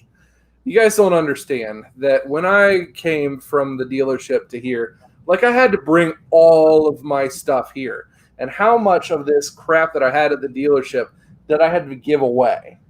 Quite a bit. Well, wait a minute. How much did I get? Like a lot of stuff. Like this. The fridge back. I'll bring that fridge home. I got the fridge. I know, and the fridge is over on my table now. Exactly. So yeah, there was a whole bunch of stuff that I really had no room for. So first I had to clean out. Ashley said, "Move that ginger beast to Alabama. We'll have space." Yeah. Move this ginger thing down to Alabama. Get this to Alabama. Yep. Which is actually my plan is one of the next 2 trips that I make to Alabama, I'm actually going to take the side-by-side down with me because in Alabama, they don't have shitty winters and snow or anything. So he's taking it down there, but he's leaving the keys here. Off-road and fun all year long for this thing down there. So Jesse's going to be like, I'm going to have to take it down there. Can I borrow this? Yeah, exactly. But so before I could move all of my stuff in this literally 13 feet of toolbox from the dealership to here, I had to clean out and gut my whole garage. So I had an 8-foot all oak built woodworking workbench. I had to get rid of that one. Gave that one to my service manager, who's a big woodworking fanatic. So he's got that one. Then I had a big pegboard with all my Ryobi stuff all along the back wall over here. I had the big 50-inch the SP box, and you guys saw in the video, I ended up giving that one away. Mm-hmm. I had 2 other big cabinets over here that had a bunch of extra parts and extra tools and all the leftovers from Toolhead's crate. All the leftover stuff from Toolhead's crate was all here in the garage. I had to get rid of all of that stuff. Dude, I had to give away and get rid of so much crap within 2 weeks. It was like a week and a half prep just to get the freaking toolbox in here. Just to get the garage ready for the toolbox. Yeah, it was mass loads of prep. Me putting my 2 weeks notice in at the dealership was like the start of the most stressful 2 weeks I think I've ever had in my life. Yeah. It wasn't the normal, like, hey, I'm quitting and I got to take my toolbox with me somewhere else. No, it was literally every single night having to gut the place in here to be able to make room to be able to bring it here and home. Yeah, it was a fun one. We'll put it that way. How was your sandwich, Al? That was good. How about that stinky shoe? He's like, I am speechless. It was so good. How about that stinky shoe? Are we going to see you put 2 in it? God. No, I'm not putting fucking alcohol in. Oh, man. Look, $40. Let's do this. No, it's not going in my work boot, man. Come on, man. I don't want whatever's floating around in my shoe in my mouth. Hey, look, you ain't got to wear it tomorrow. You ain't got to wear it tomorrow. Just do it for tonight. You can dry it tomorrow. You gotta wear it tomorrow. Just put your shoe in the dryer. It'll be fine. It'll be fine. You know what? $40 is tempting, but I'm gonna have to respectively pass. Okay, 50. God damn it, Joe. It's like that stanky shoe's starting to taste Ashley sweeter. wants to know if that was your college party trick, drinking out of your own shoe. All right, let's get it going, guys. I got 50 on it. How many others want to throw in a little bit more? Let him drink out of that stank-ass shoe. Ain't happening, Hey, man. can we get $100? Can someone else throw another 50 in the mix? Listen to this guy. He said, no, that wasn't my party trick. I paid the money to make somebody else do the party trick, and I just got to take the photos afterwards. Damn right. Hey, let's change topic. Jesse wants you to talk about app. Let's talk about 150. Talk about an app. Justin just So yeah, as we were talking about earlier, when I asked you about the whole ease of getting a tool and using an app, well, that was one of the big things that I also brought to a bunch of ideas and things to SP for, with coming to them, and they're in developments with a company on making an app for the tool brand, being able to get tools, being able to get some better discounts, and maybe even offering a couple of additional things for technicians in kind of a technician corner area of the app where you guys can do some, conversing and helping each other out, technicians and stuff like that. If there was anything that you would really want to see within an app, would there be something along those lines that we can see it put into the app format? I've already told you I want a wish list. Ron wants a wish list because he loves looking at the stuff that he's not bought yet. I like window shopping and over and over and over again. I like window shopping. Yeah. Gives me something to work towards. My wish list is that he picks up that work boot. God damn it, Joe. Who invited this guy? He almost coughed his beer up. I know. I was kind of hoping. Come on, I know I'm not the only one. Who wants to see it? I don't want to smell it personally. I don't want to taste it. I'm pretty sure if I put Angry Orchard in my work boot, it'll taste like pineapple. There you go. He said, throw up another $50. He'll put Angry Orchard in instead. And this is why we don't do live streams with Dow. He's a bad influence. Sometimes that's just the right influence that you really need. If he knew his internet, though, there's only one thing you drink out of a shoe, and that's Bailey's. You drink Bailey's out of a shoe. Yeah. He's old Greg. For those of you who know the old Greg skit. Let me ask you an SP question. Are we going to see any cordless options in the nearish future? Yes, indeed. They had to go through some design changes and some new upgrades, and they were planning to have already had them out by now, but COVID has really kicked the ass of a lot of everything, and they've been pushed back and pushed back, but they're already there and designed and pretty much ready. We're just kind of waiting for the manufacturing to come through and getting the new better parts put into and through them. So hopefully by guessing mid-December-ish, you're going to see a new lineup of those in the 12 and 16 volt lineup there. And do we have very many options to choose from, or are they going to stick mostly towards the mechanic side? A lot of these companies that try to go brushless or cordless, seems like they all start off with the construction side. Can we expect SP to start off with the mechanic side first? SP is a mechanic company through and through. They will focus only on the mechanic stuff. For that, you won't see an SP Tools cordless leaf blower or something like that. No, that's not going to happen.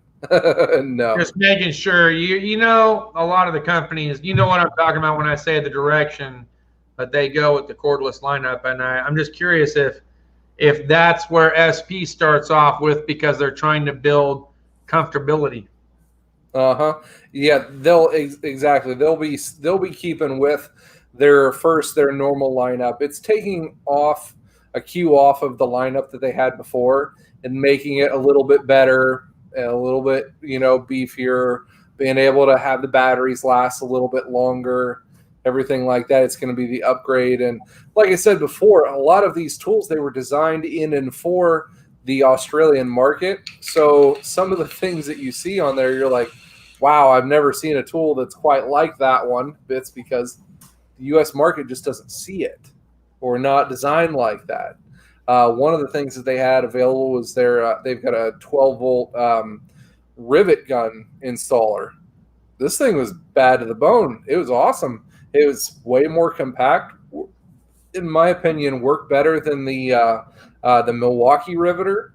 And, it's just, in general, a great tool. And they're redesigning that one to be a little bit better as well. So that'll be an exciting one to see. They've got a brushless new 2-speed screw gun that's going to be coming out in this first lineup of them. Also a great tool, 1/4 inch and 3/8 impacts. And like I said, they're going to have the 12-volt and the 16-volt lineup as well. Now, with them having their own, now getting ready to step into the cordless lineup, and then being still, I guess they're not too new. And I know it's very difficult with COVID. Milwaukee has their own tool trade show. You know that. You're in Ohio. Yep. You know that there's SEMA, where a lot of these aftermarket / no-name brand companies coming out. They have their little deal. Was SEMA. Where can we see or expect to see new product launch brief tutorials in the near future? SEMA, or are they going to do their own thing? Well, SEMA was planned, but SEMA got canceled. So right. SEMA is no longer. They had, what's the one in Indiana? The performance one over in Indiana. They had that one planned over there in December. That one also got canceled due to COVID. So 2 massive things right there off the bat already kind of canceled. It's kind of been sucking for the whole tool shows and everything, and that's where they wanted to be able to get out a lot of information. I think there'll be an option they'll retract those, though. No, not though. Not this late in the game. No, now that they've canceled SEMA, it's done. It's canceled. It's not coming back. Now, I don't know how they're going to do this with the college programs, but I could tell you that even before the pandemic even hit, there wasn't a lot of these tool companies that were actually going out of their way to present themselves to young mechanics that were going through college programs. Since you are now in leading up the college program. Yes, PRI, Brian. And we expect more colleges. I mean, obviously, it's going to be small to begin with, but then grow. Can we expect you going to more colleges and presenting information that's been unknown about their program? Because how else can you release the program if you're not physically there? How are you guys going to tackle that? That is my plan majorly. And since I've come to SP, that is also going to be where you can see a lot of these newer products start to come out. Just because, everything has been canceled to and through COVID, it's kind of sucked in that aspect. So we're going to be heavily relying on social media for a lot of our product releases here on YouTube, other YouTubers. If you guys haven't seen already, the SP Tools USA has their own web or their own YouTube page, Cutting Edge Automotive. We do a live stream there also pretty much every single week. They do a lot of stuff there. So those two things. Also, SP Tools USA over on Instagram. They do posts there pretty much every day, every other day. You can see a bunch of updates there. So there's some social media stuff that you guys can get the quickest updates for. But as far as the big stuff, when it comes out and it's released, I'm going to be there spearheading and putting some really awesome videos together for the new boxes, for the new electric lineup, and being able to get these tools out in the hands of guys like Dow and maybe some other guys who are able to put them through the ringer and do some extensive testing, and being able to show you guys these tools and their capabilities as they come out with too. I know, you get these new fancy shiny things and you hope they can, act up to the par and, be up to snuff. And that's where, the whole testing portion on YouTube will come into play to be able to show how well these tools are actually going to work. So we're going to utilize that one, and we're going to get to a bunch of the shows that we can get to. And then as far as the Next Tech program goes, I still enjoy the face-to-face presentation whenever I am absolutely possible and capable of doing it. So because I live here in Ohio, I'm going to be focusing on a lot of these schools in around here, just because I might be known a little bit more. It's easier to be able to commute for that one. But any of the schools, for those bigger tech schools or whatever, if they'll allow me an audience, even here within COVID and stuff, I will absolutely take that one up 100% of the time.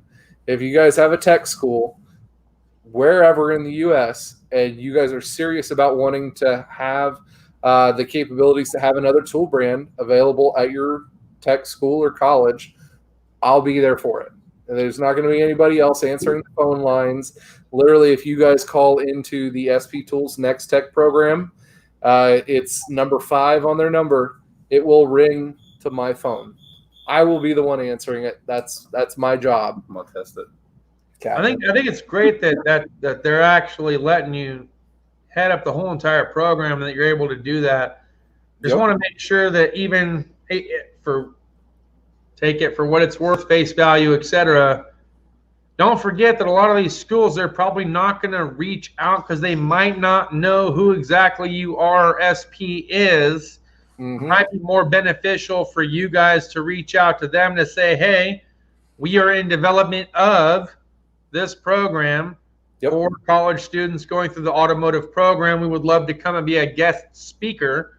And then as a result, go through there and it not only just showcase certain products that you have coming out, but maybe even share some of your more insight that you've already shared with us this evening, like how much things could cost, how long you've been doing it for, all the different variations that you've had to go throughout your entire mechanic career, and how much it cost you leading up to a certain point, only to realize that you probably could have saved a hell of a lot of money had you actually kept an open mind, because everyone wants to keep their brain trapped in a box. Yep. Never want to think outside of it. So when you think everyone thinks, oh, it's got to be Snap-on, Cornwell, Mac, Matco, they keep their heads trapped in this little box, but they're not thinking of how much, not just money they could save, but the quality that they're getting. They can get it elsewhere for even less the value, but still get the same quality they're looking for. I hope to see that in the coming time frame. I hope that you guys do reach out to the surrounding colleges in your area and say, hey, look, we are here to stay. We are here to show you where you can save and how you can save. And this is the program that we've developed and we believe in it. Yep, and that is pretty much the description of my job that I have right now. That is my job, to get the word out there and to make really good offerings for these students and their programs. And that's kind of one of the biggest things that I'm building up over the first couple just weeks, is trying to get that, the pyramid thing built. You have to have a really wide, really strong baseline to be able to work off of. And that's kind of those building blocks that I've been kind of putting together and everything over the last week and a half or so, to be able to have that student program with a good, solid foundation, something that's going to last, something that's going to have a good set of tool lists built, and it's not going to be something that's going to waste people's money, waste people's time down the road, and they're going to, feel like that it wasn't worth their investment in their own careers moving forward. So that's what I want to be able to focus on. And then once I have that big baseline be able to be set up, then it'll be getting the word out, being able to tell students what the offerings are and what the difference is, and the positives to the program are definitely going to be over the other manufacturers. Now I see that Ron responded to Nathan in the chat saying, good question. Ron, what was the question? Nathan asked, as far as toolboxes go, what are the warranty on the drawer slides and other common parts to break on a toolbox with normal use? Now, Jesse can fill in on this one, but as far to my knowledge, it's just like the same warranty as the other manufacturers for that one. It's going to be the lifetime on the hardware and your functionality of the toolbox, the locks and everything like that are going to have their lifetime warranty against the craftsmanship of the box. Also, the last couple of weeks, I've been kind of tasked with figuring out the lock situations, because obviously when you guys get a new toolbox, you want to make sure that you have one key, even if you have 4 locks. So that one is taken care of to be easier access for the guys to be able to get the locks swapped out for you when you purchase the toolbox. And if you purchase another riser or a cabinet or anything as well, you guys will have the same key set and everything for those boxes. Now, how was that taken care of, out of curiosity? Because I know that Icon actually sells a 6-piece lock set for $20 or just under $20. How have you guys gone about creating a same key for X amount of tumblers throughout whatever they decide to add on to it? I don't know if I'm allowed to get into the depth of that one, just because of security things for them, but it is going to be a tumbler style, the round tube style of key that's going to be used for it. It's not going to be a standard household key that's going to unlock and lock the toolboxes. So it's going to be that better bit of security to it. But we are going to have all of the different ones, all of the different keys, the availability to build the locks and tumblers at our facility in the United States. So if for some reason, hey, I lost my key set, and just like on the front of these toolboxes here, the locks have a laser etched encoded number across the front of it, that's how we're going to be able to verify and get the correct lock or key use for whichever toolbox that's going to be. I have to say one thing. SP Tools. There you go. Jesse just confirmed that lifetime warranty on the parts and slides and the quality of the toolboxes. SP Tools, even though they sat and they didn't necessarily sit, but they've been popular and doing a good job in Australia. Well, they're huge in Australia, right. But they also took their time getting to USA, and I think that has benefited them immensely. Mm-hmm. Like, they have sat back and watched Matco, Mac, and Snap-on, and saw all the faults that they have, and they're taking care of all those faults. Like, you and I talk all the time about everything going on with SP and stuff like that. And the more I hear about SP tools, the more I hear about what they're implementing, the more I hear about what they're doing for not only students, but in their tools, in their products, in their, just taking care of warranty items and stuff like that. They are hitting all the right points. Like, there is so much potential here for them to just take over, I think. Mm-hmm. Like, it's just like, I don't know. I'm having a hard time coming to words that I need. I think they could be the next SK. Yeah, I think that in my experience with having worked, and had and owned all the different tool brands and knowing how they work and how they function, SP has a really good mentality of where they're wanting to go into the future. And then on top of that, getting in at the U.S. market right now, especially in the age of the internet, and being able to jump into a booming market at the ground level where we're at right now is something that's why I'm most excited about being able to work with them, being able to do what we can with them and help build a brand that has been proven over in Australia over and over again. How big Snap-on is here in the U.S.? That is SP Tools over in Australia. They are the bee's knees. They are like the top dog over there. They're not matched. So one of the other reasons they hadn't come over to the U.S. yet was because they didn't have the right distribution or trusted distributors here in the U.S. to be able to trust to build a brand name that was worth, the professional tools that they have and the professional tool company that they are. There's not a need for them to be, put into the same basket as smaller companies like freaking Harbor Freight or, these things that aren't professional tool brands, because that is what they are proven as in a tool company in many other countries around the world. So I have two questions. One of them is Ashley's question that she's referring back to someone who said something else. But before I forget it, I want to ask my question because I'm probably going to forget it. And I forgot it. God damn it. It's your fault, Justin. Sorry. My question is this: if while he's thinking about it, maybe it'll come back to him, and if it does, then he can interject. What is SP bringing to the table coming from Australia over to the United States? You did state that they are the Snap-on of Australia. Oh, now that they're in the U.S., now that they're trying to formulate some kind of ground in the U.S., what is going to separate SP Tools above and beyond the other companies that are out there? Because are they going to develop regular hand tools, sockets, wrenches? What is going to make them stand out more than others?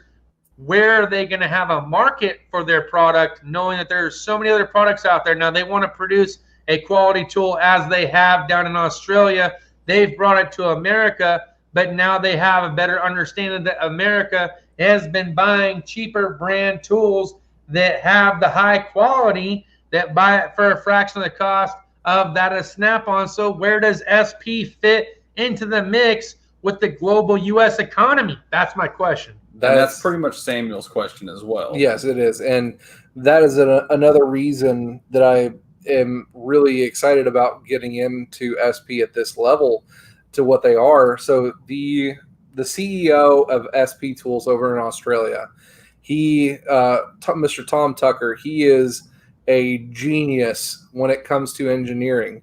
And if you know the CEOs or the heads of the corporations of all the other tool manufacturers, professional here in the U.S., they're business people. They sit on the business end of things, and they have people that go through everything. Tom, the engineer that he is, he helps to develop and put through pretty much a lot of their brand new tools and the testing and the development portions pretty much himself. he has a whole team of guys who go in and do the whole development phase of new tools, and he's part of that development team, and he goes through and puts his hands in and on pretty much everything, and that's one of the things that he prides himself definitely in as well. Now, coming into the U.S. market, as you said, they have had a learning curve, we'll put it that way, coming into the U.S. market, and that's why they had not come into the U.S. market before now, is they didn't have a brand recognition distributor to be able to put through their ideas of a professional brand into a marketable U.S. scene. For instance, getting some of these tools, they're in the first sense of them, like I said, the 45-tooth ratchets, technicians in the U.S. just don't want to buy it. So it's not something that you can put forward as a huge marketable thing here in the United States. Well, they wanted to be able to still give the U.S. market as much of a chance as it possibly could. So they are able to work with the guys here in the U.S. at SP Tools USA and say, hey, we want 90-tooth ratchets. Hey, we want this style torque wrench. Hey, we don't like these toolboxes. We want this style of toolbox. And that's where the difference has been between the companies that I've worked with professionally, the Snap-ons, the Macs, the Milwaukees, and everything, that I put my 2 cents into this company, and they're like, all right, your ideas have been taken into consideration. And that's what I get. Okay, whatever. You're a big company. Well, SP, pretty much all of the things that I've said and put in and given them reasoning and testing behind all of the stuff that I do, they've made changes to. So they're not a company that is so massive and so much like this massive tool conglomerate that they can't change the direction of their company quick enough because of how big they are. No, they're still at some portions here in the U.S. market at a ground floor operation to where they can make massive changes on a dime.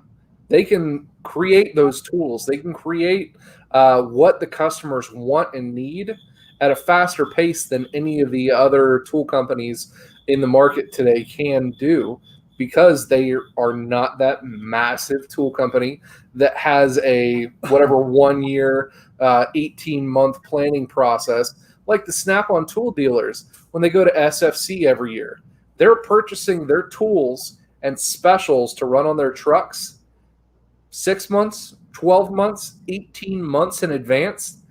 How do I know what the market is going to be like in 12 freaking months to know if I can sell that tool that I bought and paid money for at SFC 12 months ago? What do you think the whole COVID thing has done to some of those tool guys who bought these tools at SFC the year prior to at their super discount or whatever for their tool deals for this year, and then come to find out that COVID really kicked them in the butt and they couldn't even sell those tools at their whatever fancy tool deal rates? Makes sense that the Snap-on guys come to the shop, and you go out and they're like, hey, what you got on special? And it's nothing you want. Mm-hmm. I mean, that's been like that for several months now. Yeah, I thought of my question, but I think I already know the answer to it. So with SP Tools starting to try to kick off their tool trucks, are they going to try to branch or get a hold of the people who have tool trucks already, say Matco, Snap-on, Mac, stuff like that, and try to get SP Tools onto those trucks to kind of get the word out? Because, No. I mean, the Snap-on truck carries Milwaukee stuff every once in a while and whatnot. There are going to be a select few things that kind of get out onto other tool trucks for promotional things and promotional items. One of the things that did just go out was a dual function lamp that SP Tools developed with another company for UV cleaning. Is that the purple one? Yeah, the purple UV light. So it's able to clean surfaces, toolboxes, tools, insides of cars, anything like that. I need more. Puts out a small amount of UV light that is able to kill bacteria. Well, they're pretty much the first on the market to come out with that, and I think it got put into a Mac Tools flyer this week. I got a pretty good question here. Ashley even stated so as well. Kansas City Cyclone, or KS Cyclone, says, any membership programs or point programs or free shipping programs with SP like SK has? SK has this program. So, I wonder if SP's going to do that. Yes, they run deals here and there right now at this exact moment. They run a couple of deals here and there for shipping bonuses and things like that. But here in the future, there's going to be a certain amount of differences in deals that will be put forward to, like, for the Next Tech program. Anything purchased over $250 is going to be free shipping. So anything on the Next Tech over $250, free shipping right off the bat for that one. The new SP app that we're putting through, and I think it's going to be with their online thing. I'm not 100% sure yet on that one. There is going to be a way to earn SP cash. So rewards points and everything are going to be able to be accumulated towards either more tools, products, swag items, things like that. So there is going to be a price off. Yeah. So there is going to be a point system available here in the near future as well. Lots of things that are just in and under development right now. Kyle, if nobody else has said this, and this goes out to everybody at SP Tools as well, you guys are doing an awesome job. Well, we're trying at least. I mean, feel like you guys are doing to be honest, how often does an individual get a option or a opportunity to talk directly to people who work at a tool company? I mean, granted, me and Justin and a few select other people have the rare opportunity to have a lifeline, so to speak, with you to a tool company to give ideas to, which is just going to in turn help the tool company, because like you said, you guys are at the ground level right now and you're taking all kinds of feedback and all kinds of ideas and trying to implement them into the tools and your guys' programs and stuff like that.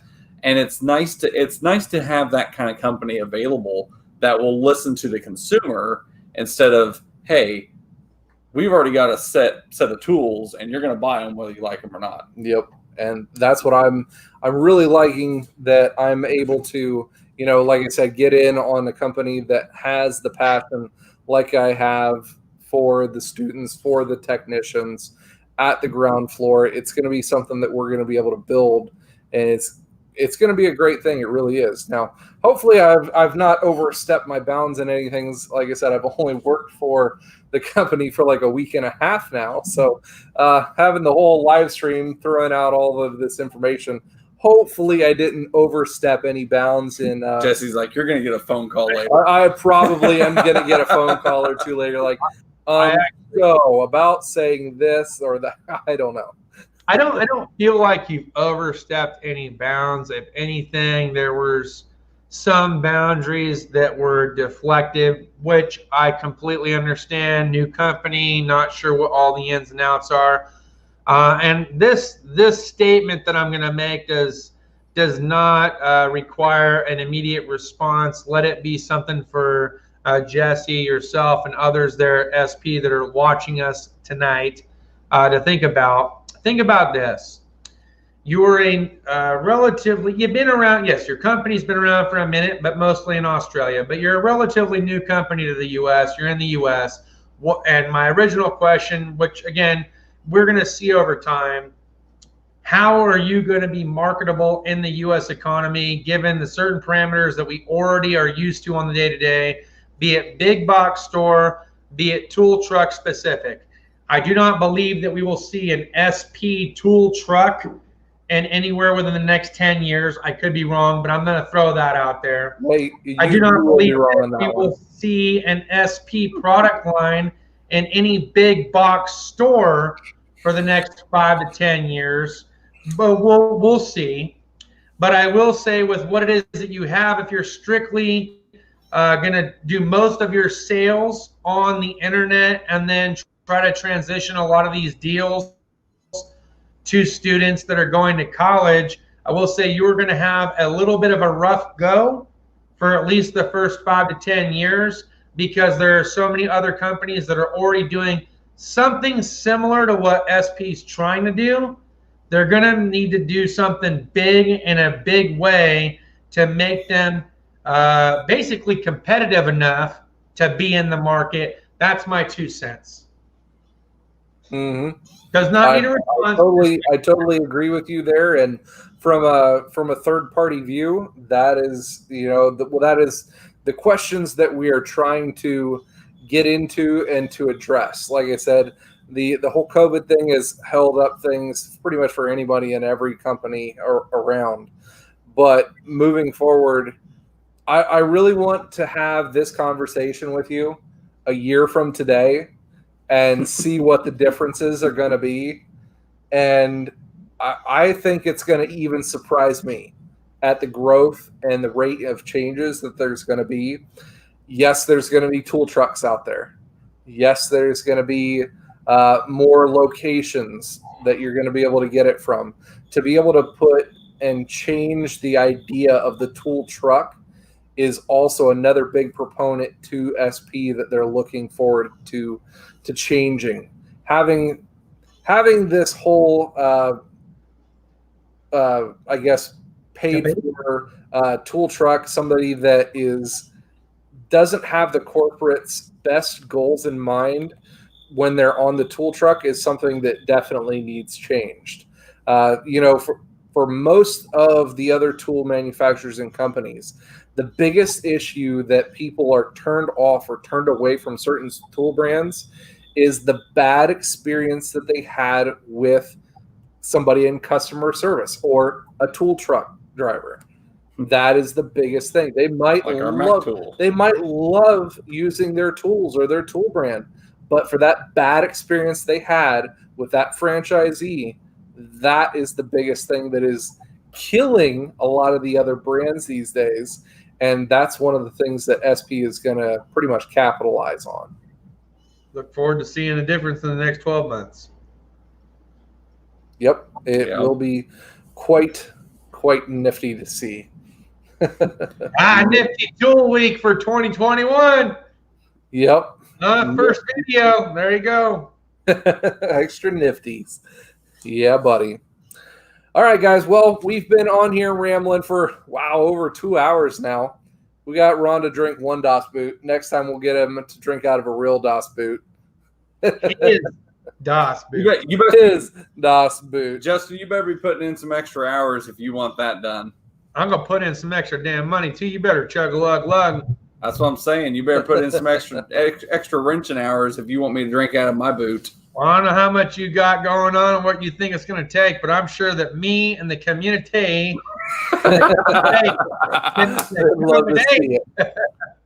we'll just make sure Ashley's not around so she doesn't have to watch. Whatever. Yeah. Next thing you know. All right. Well, I appreciate you coming and joining us tonight, Mr. Dow and Captain. Thanks for coming in tonight. No if problem. You guys haven't already, make sure you subscribe to their channels. Awesome guys here in the tool and technician community, putting out some great stuff. I'm loving the stuff that you're doing, Dow, and the whole learning the scan tools and trying to get in on that one. I'm loving seeing you're moving forward with that one, and it's something cool to see your diagnostics come forward. Trying. Heck yeah, buddy. And I'm gonna try to get back on the video bandwagon as best as possible. Yep, exactly. All right, well, I appreciate everyone tuning in tonight, guys. We're gonna have some really cool stuff coming up here in the future. I know I've got one video coming up with the side-by-side this week on the big brake kit that I put on it this week. So lots of cool stuff coming there. Other than that, that's about it. We'll catch you guys on another time. Cheers. Guys, stay awesome. Maybe if I can get up here to turn it off.